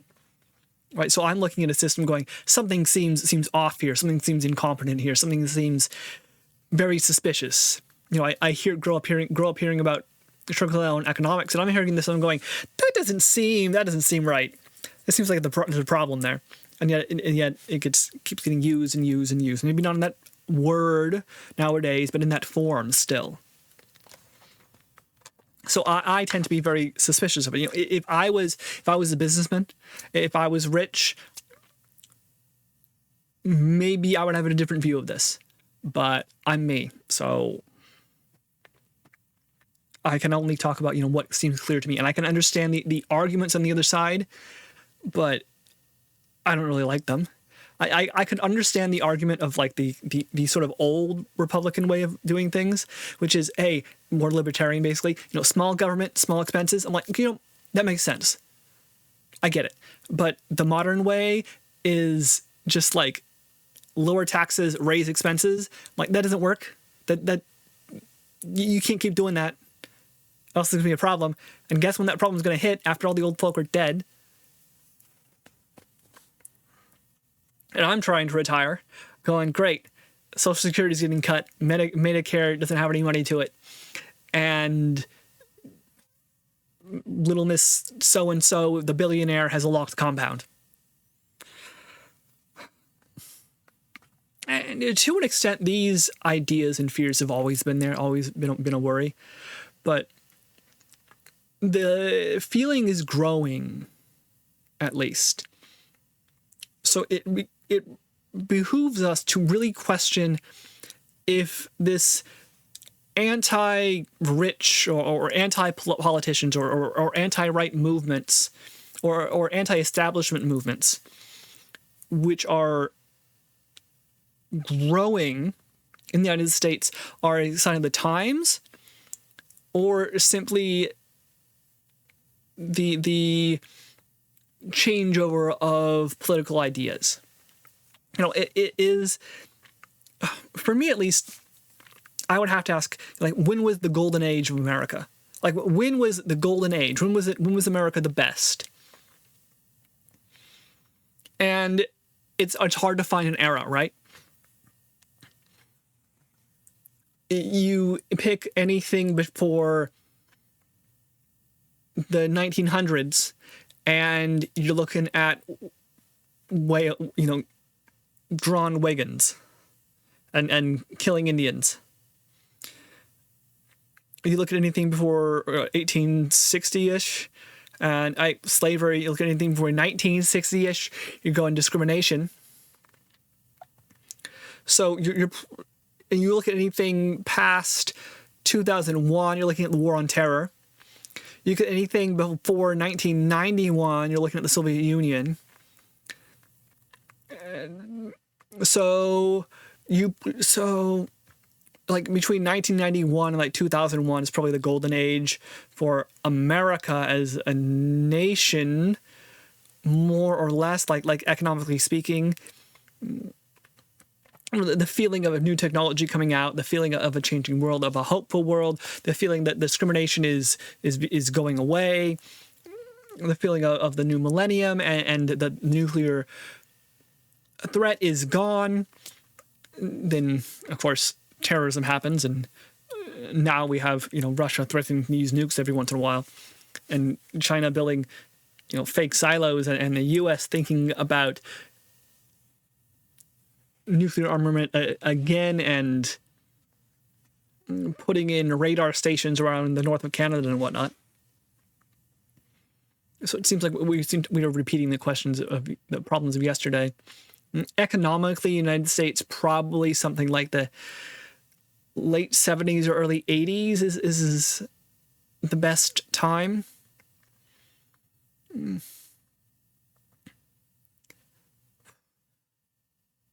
You can look at say that the 50s and the 60s as eras of great political opportunity, but that was also a unique position in that most of Europe had been bombed to dust, and the U.S. had an outsized percentage of the military, economic, and political power of the world. So we'd be looking at something a little later. So, I don't know, 91, 95, 1995 maybe is what we would aim for. But then I remember hearing in, like 2002 or 2003, these sorts of economic issues again, and racism was still a thing. Racism still is a thing today. It just went very quiet for a little bit in my part of the world at 12 and 14 and whatnot. Whereas today, the 12 and 14-year-olds are probably a little more aware of it, a little more in the news. Okay, so he says here, angry taxpayers often do not limit their discontent to grumbles. They are prone to react in some direction for relief, using force and violence if necessary. This is unquestionably tax history's most important lesson.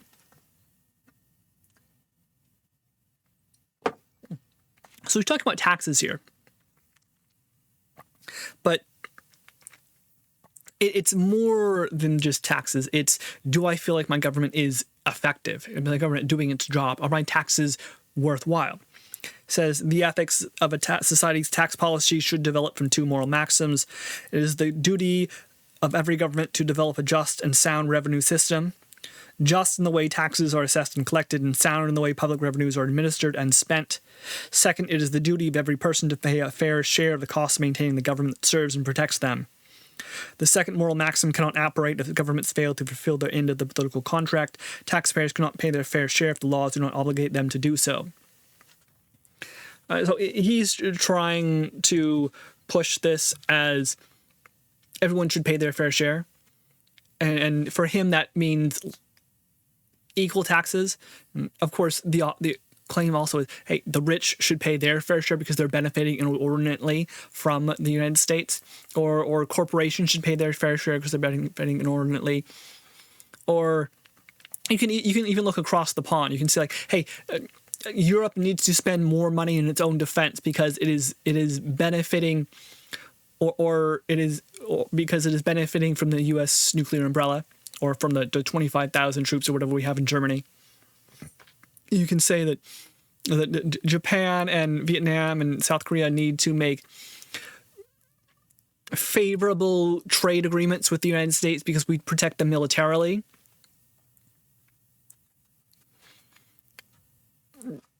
And I think there are sound arguments for this, but it becomes a little more complicated. You can ask, well, we're protecting, we're protecting East Asia and Europe militarily, and it turns out that spending that military money, just keeping them from being involved in wars, enforcing a Pax Americana by itself gives us a huge amount of value. So we don't need South Korea to pay us extra money for protecting them. It's just by the fact that South Korea is at peace and that we are at peace, that our economies can grow together. This isn't a zero-sum game. We can all win, perhaps. So the money we spend on defense is worth it. It becomes a more technical issue, and question whether our taxes are being used well or badly. But really, it's not about the technical issue, whether the taxes are being used well or badly. It's about the story. Do we feel our taxes are being used well or badly? Do we understand the government is competent and open and honest? Do we believe that everyone is paying their fair share? Or do we think that the government is hiding things, that someone is taking advantage of us, that rich corporations are avoiding taxes, or pushing for politicians to get elected who give them tax breaks? Is there corruption going on in how the football team XYZ decides the stadium it wants? Why is our city spending $14 million building their stadium for them, sort of issue?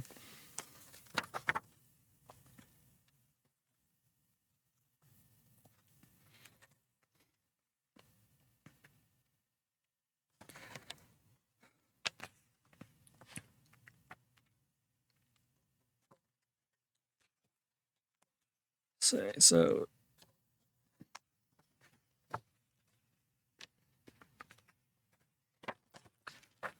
okay.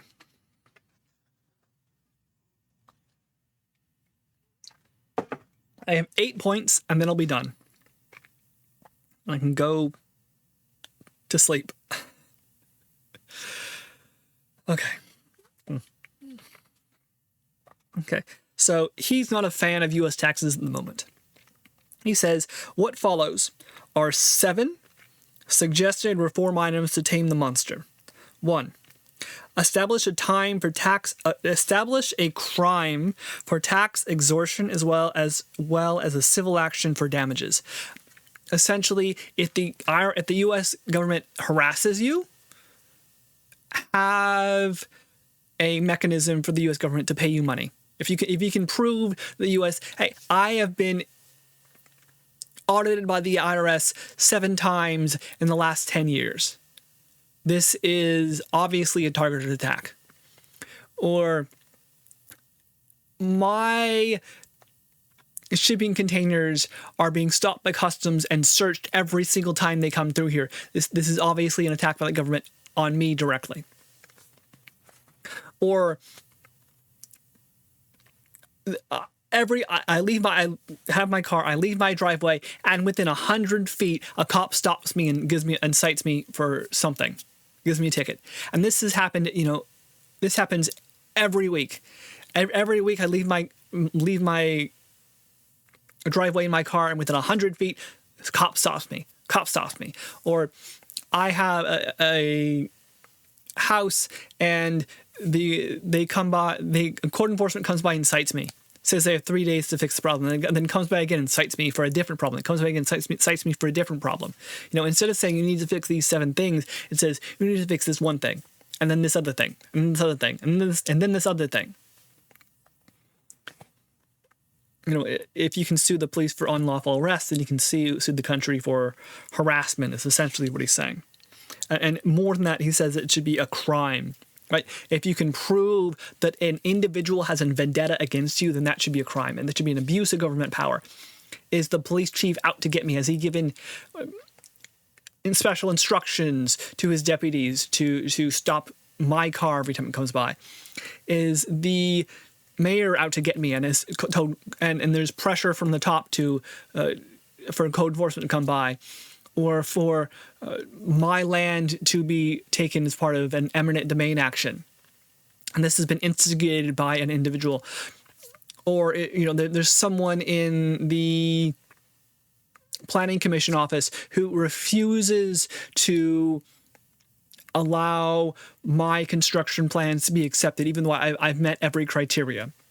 They keep coming with something imaginary again and again, and I'm trying to get a permit for this something, and they refuse to give me the permit, or the city council in an emergency secret session decided to limit the number of permits they give out, and just happened to not tell me about it. These sorts of things, that abuses of government power should be crimes, and I think that makes a lot of sense. I would probably be for that in certain situations. And the problem, of course, comes from proving it. And in order to prove it, you would need a much more open government. You need people, willing in the department, willing to stand up and say something, or it would have to be like such an egregious action that anyone can understand what's happening. But I generally think that's a good idea. The argument against it, as I understand it, is that if individuals in the government can be sued or can be criminally liable for their actions when they are only doing their job, then that wouldn't induce them to not do their job. So you must be very careful when you do this. It's like the doctrine of the police immunity, that you can't sue a policeman for doing their job. And yeah, there is some validity behind that. Something very important behind that. But at the same time, it can be abused like it is today. The issue before the court is not exactly down to the wire the same as an issue the court decided before. Or this is a clear violation of your civil rights, but the officer did not. You can't prove the officer knew that, right? Or these are the violations of civil rights, but now we come up with new ways of doing that because there's new technology. For example, like the bit where, okay, I can't force you to give me a password. But what I can do is force your thumb against the lock screen of your phone and unlock your lock screen, because some idiot judge doesn't understand the concept of a password. The concept is that this is some information which is mine, that I use to keep my phone and my information secret, separated. And whether it's a passcode or voice code or my eye, they all, or my thumbprint, they all do this. They all do the same action, right? It is a lock, for which the key must be used in order to break through the lock. And whether it is a key the cop found in my keychain, or it's my thumbprint, or it's my password written down somewhere, it doesn't matter. It's still breaking and entering into property, right? And it is still a violation of against unreasonable searches and seizures. They need a warrant to investigate my computer or my phone, right? And if I don't have to give them the password, then why on earth are they allowed to, take my thumb and jam it against the phone? That there can be new ways of violating people's rights, and it requires a judge to go through and say, oh, this old way of violating a right, old theory of violating a right applies to the new way, so that your rights can expand as new technologies and possibilities end up happening.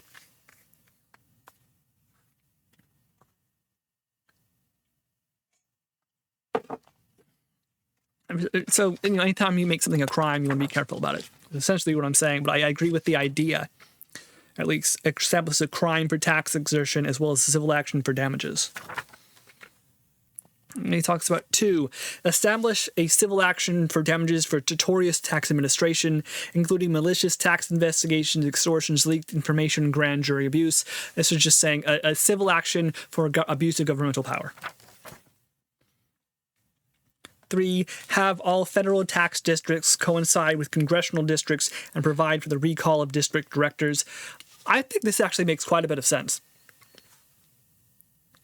Basically, it's saying that the person who collects your taxes should be accountable to the voters.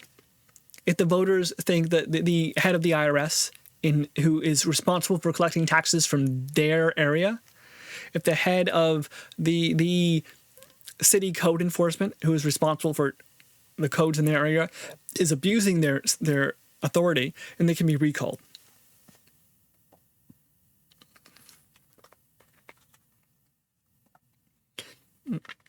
There is an possible issue here, however.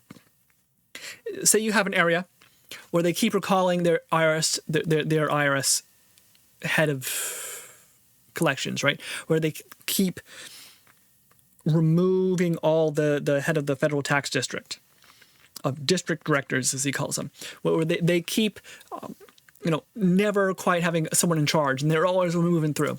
Or they say that, well, we'll remove everyone who you put in charge except for this one person. And they put that one person in charge, and it turns out he's really, really bad at collecting taxes. So that the locals can say, we benefit from the tax collection of the entire nation, but we ourselves are not going to pay much tax, and they become free riders. So how do you sort of balance this bit where the locals can remove someone in taxes from someone involved in tax collection from power? Because the power to remove is matched by a strong influence to put someone in place. And when it's pure politics, this doesn't really change because you're just showing the political will. But when it comes to taxes and monies, this does matter because of how monies are dispersed, right? The problem of all the local money being used for the local issues arises, right? How do you balance between areas? How do you ensure that the rich areas help the poor areas, or the poor areas are able to get better? But you also have another problem there which could arise, is that you could fleece the poor areas for a bunch of money and send it out to the rich areas, colonialism, essentially, within the nation. So there are positives and negatives to it, but it seems somewhat reasonable. Number 4, adjudicate tax disputes like any other debt. It is time to put an end to special laws giving extraordinary rights and powers to taxmen.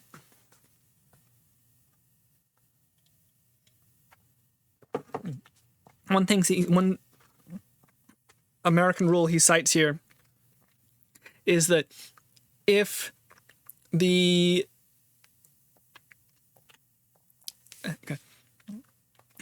taxman says you owe money and you disagree, then what you're supposed to do is pay the money to the taxman and then sue to get that money back. So the burden of proof, no, not the burden of proof, but the taxman benefits from you getting the money, right? Because they're going to grow interest on that. And because now you're spending extra money getting the money back, and then there's the question of who pays for the lawyer, for example. He's basically saying that people are often dumbfounded to learn that in a tax dispute, he says, taxpayers who want to go to a regular court have to pay the tax debt and then sue to get their money back.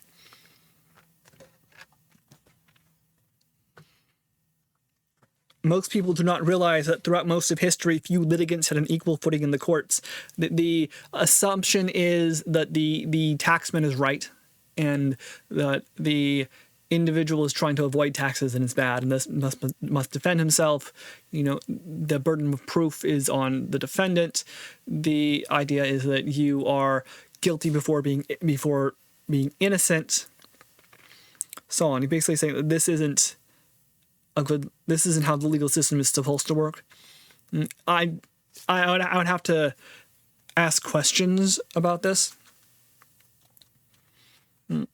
But he says also on the criminal side of tax enforcement, a tax fraud should be a genuine, honest-to-goodness fraud with the same ingredients as a common law fraud. In California, in 1987, a physician was convicted of felony tax evasion for simply not paying the tax he accurately declared in his tax return. The concept is an outrage. If we applied this to ordinary civil debts, it would mean that if you deliberately didn't pay your American Express bill, you would have committed a felony. He says that his view to deal with this is decriminalize the tax law. The penalties Congress keeps piling up every year to trap taxpayers, innocent or guilty, along with the fuzzy criminal provisions, amount to barbaric overkill. The number of criminal convictions is infinitesimal compared to the reality of what taxpayers are doing. To be charged with evasion, you usually are on the IRS blacklist, like the doctor in California. This is the crux of the problem. Everyone is in a constant state of illegality, arrestable at any time for a felony manufactured by the state. And to me, this makes quite a bit of sense. If I owe money to the government, then this is not a criminal action, right? In that, the government can be made whole by taking money from me. Right? I am not putting anyone in danger. I'm not assaulting anyone. I'm not doing something for which I demonstrate I must be locked up and because I'm a danger to the community.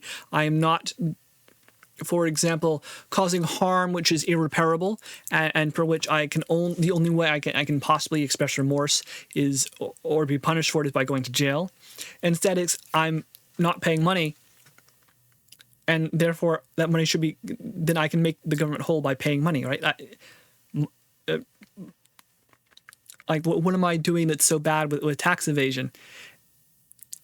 It is like, who does it harm? The idea is that it harms the state, it harms the people because you're not paying money and you're benefiting from that. But again, that's an issue of I am benefiting from the state paying this money, not that I am harming the state, I think is how you would look at it. So this, to me, seems to have a rather strong point behind it. Although I may want to point out something like perhaps tax evasion at a certain level should be a felony. Tax for millions of dollars might be a felony. Or tax evasion in certain situations, like if you are evading tax and you happen to be a defense contractor, for example, or you are evading tax and you happen to be a company owned by a congressman, then perhaps these are more terrible abuses of the system. Okay, then he has 6 here. Make congressmen and federal judges immune from the IRS. That's stupid to me. To me, that sounds absolutely idiotic. He says, it is essential in order to establish good tax laws and fair administration to have our federal tax lawmakers and judiciary immune from intimidation or undue influence from the tax bureau in the performance of their duties for the people. Recently, Senator David Pryor brought forth a bill called the Taxpayer Bill of Rights. It was a mild piece of legislation, but the IRS didn't like it. The IRS doesn't like any curbs on its power. The senator was alone at first because he had trouble finding a co-sponsor. Why? Because congressmen are intimidated by the IRS as their predecessors were intimidated 20 years ago by J. Edgar Hoover.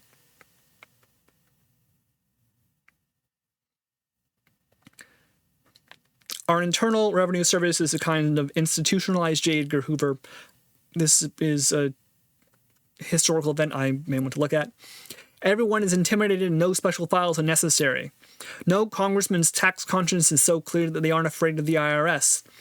I mean, seriously? Ruffling the feathers of the IRS is dangerous to one's political health. Taxmakers all know what happened to congressmen in the past who simply sought to investigate IRS abuses. The IRS destroyed them. Representative George Hansen of Ohio courageously took on the IRS in the 1970s, publishing a book about its misdeeds.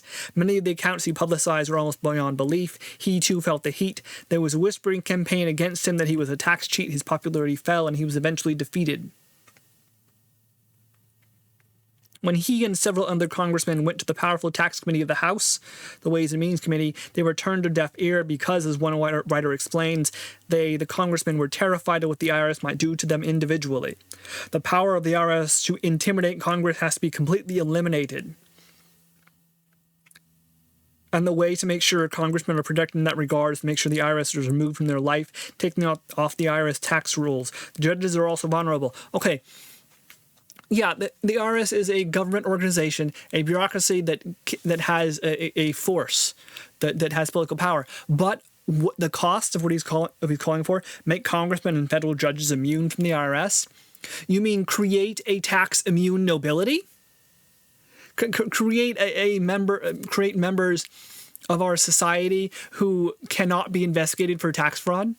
Create members of our society whose records are sealed and secret, so that they can abuse the system to personally gain as much money as they want, and the IRS can't even look at it? No. That is a recipe for absolute disaster. That is a recipe for the rich racing to become congressmen and senators, not because they want to serve their country, but because they're immune from the IRS.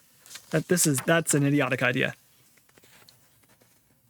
At 7, another one of his foolish ideas, make our federal tax system as indirect as much as possible. Like, he doesn't like direct taxes because it involves government surveillance. But indirect taxes involve a depression of commerce. And that's worse for the life of the country, right? If you don't trust the government, then there are two possible answers, right? One answer is keep the government small, keep the government hobbled. The government is evil and bad, and don't let it have the power to really cause that much trouble. Or you say the government is big, the government is powerful, and the government is very closely watched. The government is very open. The government is very vulnerable and weak to lawsuits and changes. And this is the other possible way to deal with the government that you don't trust. You watch them. You make sure they're open. Each of these, small government and big government, are equally as difficult, right? A small government will tend to grow over time because it needs to do more activities, so on and so on and so on.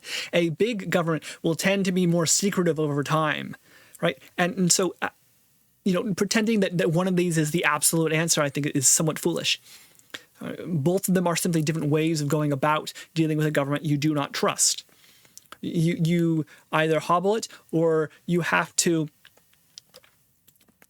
make it crystal clear. You have to say that I trust but verify, and the verification is very strong. It's very clear and it's very obvious, and you can't hide behind that. And this is harder to do with a large government, yes, but it is the cost of a large government. And the benefits of a large government are it does many things. Right? We have had instances of small government. Those have existed. And what have those been like? Well, you tend towards a feudal system. right? You tend towards an economic power instead of a political one, because one of the great benefits of an one of the great benefits of a direct tax is that it can be used to distribute wealth. An indirect tax is very bad at distributing wealth, because if it is high enough that you are collecting appreciable amounts of money, then it is extremely destructive of commerce, which reduces growth to a negligible amount, which, as we saw from the last book, Capital in the 21st Century, it means that you have a concentration of wealth at the very top end. So indirect taxes, bad. Direct taxes, good. At least as regards modifying the levels of income disparity in a country, or the ability to do so.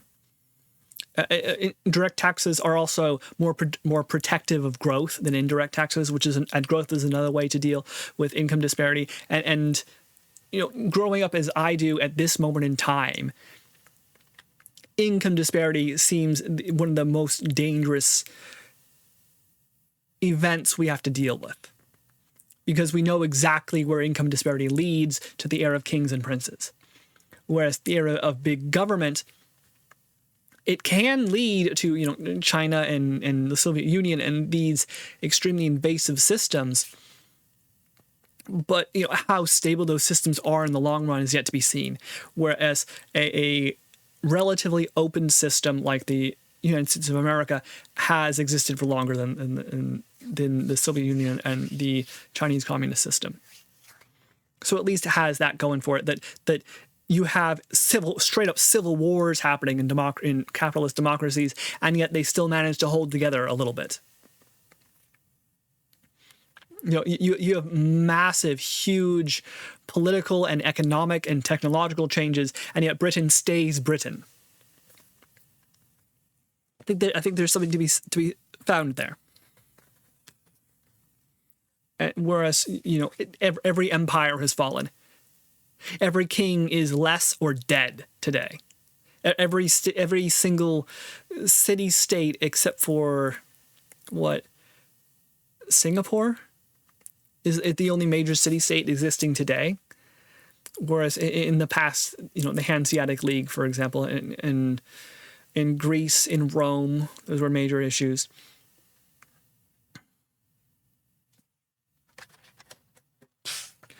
I'm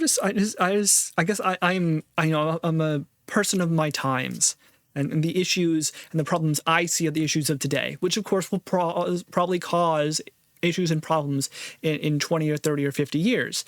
But at least there'll be problems we cause, which are and hopefully we improve the whole system we use bit by bit in this way, instead of suffering under the problems that our ancestors and our previous generations made for us, and then pretending that it's all fine. It doesn't feel like it's all fine.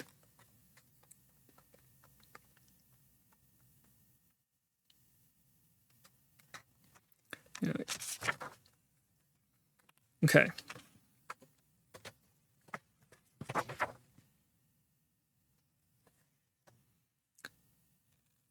So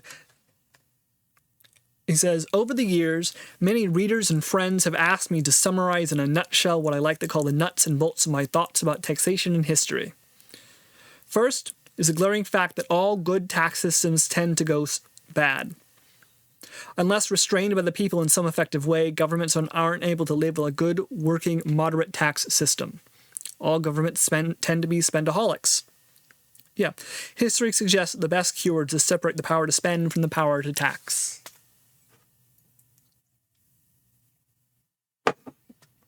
I'd say, yeah, this definitely happens. And it is rare the government that stays within its pocketbook. Second, the most challenging problem of our age is whether or not civilization can extricate itself from its own tax self-destructiveness. If we don't address that problem, I believe our children in the next century will. Why did communism happen? Because of the systems that were before it, because of the tax issues, because of the governments, because of the philosophies. Why did capitalism happen? Because of the ideas before it, the feudal system. Why did China? Why do we have communism with Chinese characteristics? Because it is the country itself that determines how we live and exist, because they looked at what the Russians were doing and thought that doesn't quite match up with us. Why is the communism of Vietnam different than that of China? Because they looked at China and said that doesn't quite work for us. We each have our own individual ways of acting, which are commensurate with our history, our philosophies, our views.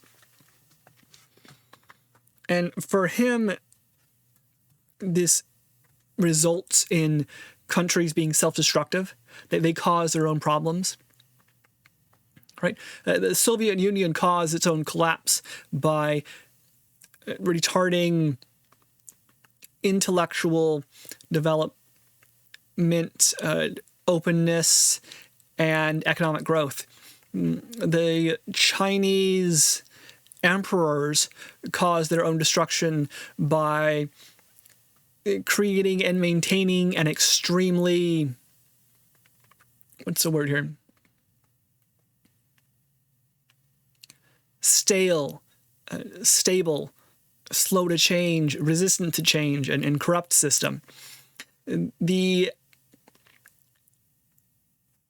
British Empire fell apart because they were not, the Home Office was not willing to share power. It was not willing to create a true Commonwealth instead of a simple head of state Commonwealth that they have today. The French kingdoms fell because of misused taxes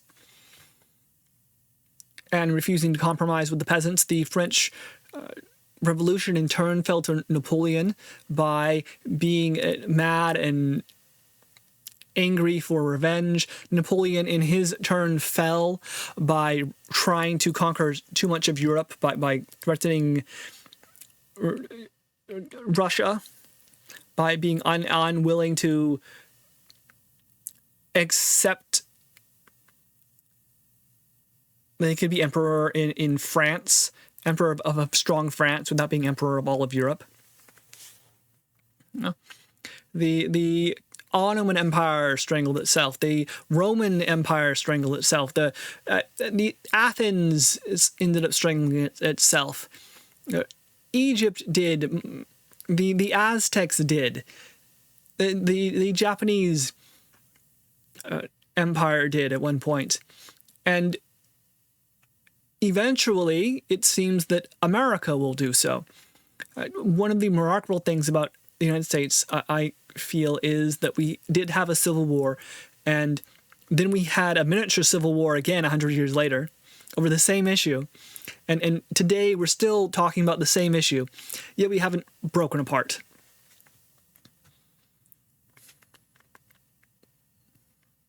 When you look at many other civilizations in all of history, from the Babylonians to the Mongols, it is somewhat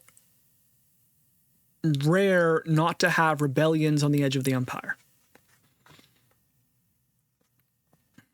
And these constant rebellions are the sign of self-destructiveness. You keep squeezing the grape, you keep squeezing the stone, trying to get a few more drops of water or blood or gold out of it. And he says the destructiveness is not just economic, but it also endangers more important matters of the human spirit. My personal optimism supports the belief that we will extricate ourselves from this gloomy conclusion. Third, the one common denominator of all tax systems has been moderation. Don't try to squeeze the stone too hard. You'll break it. And when you're standing upon it, that doesn't leave you anywhere to go. He says rates should be moderate, equality is a virtue, intrusion should be low, penalties should be low. He's arguing for a small government. To what extent that is desirable is a more personal question about, do you like things like healthcare and an effective legal system and lots of police and social security and bits like that? Or do you feel that the government is best which governs least? Do you really want that? Are you prepared to accept the cost of small government?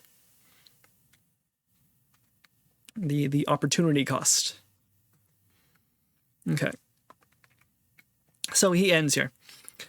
We need to start with new, energetic minds and give the old experts a rest from their labors.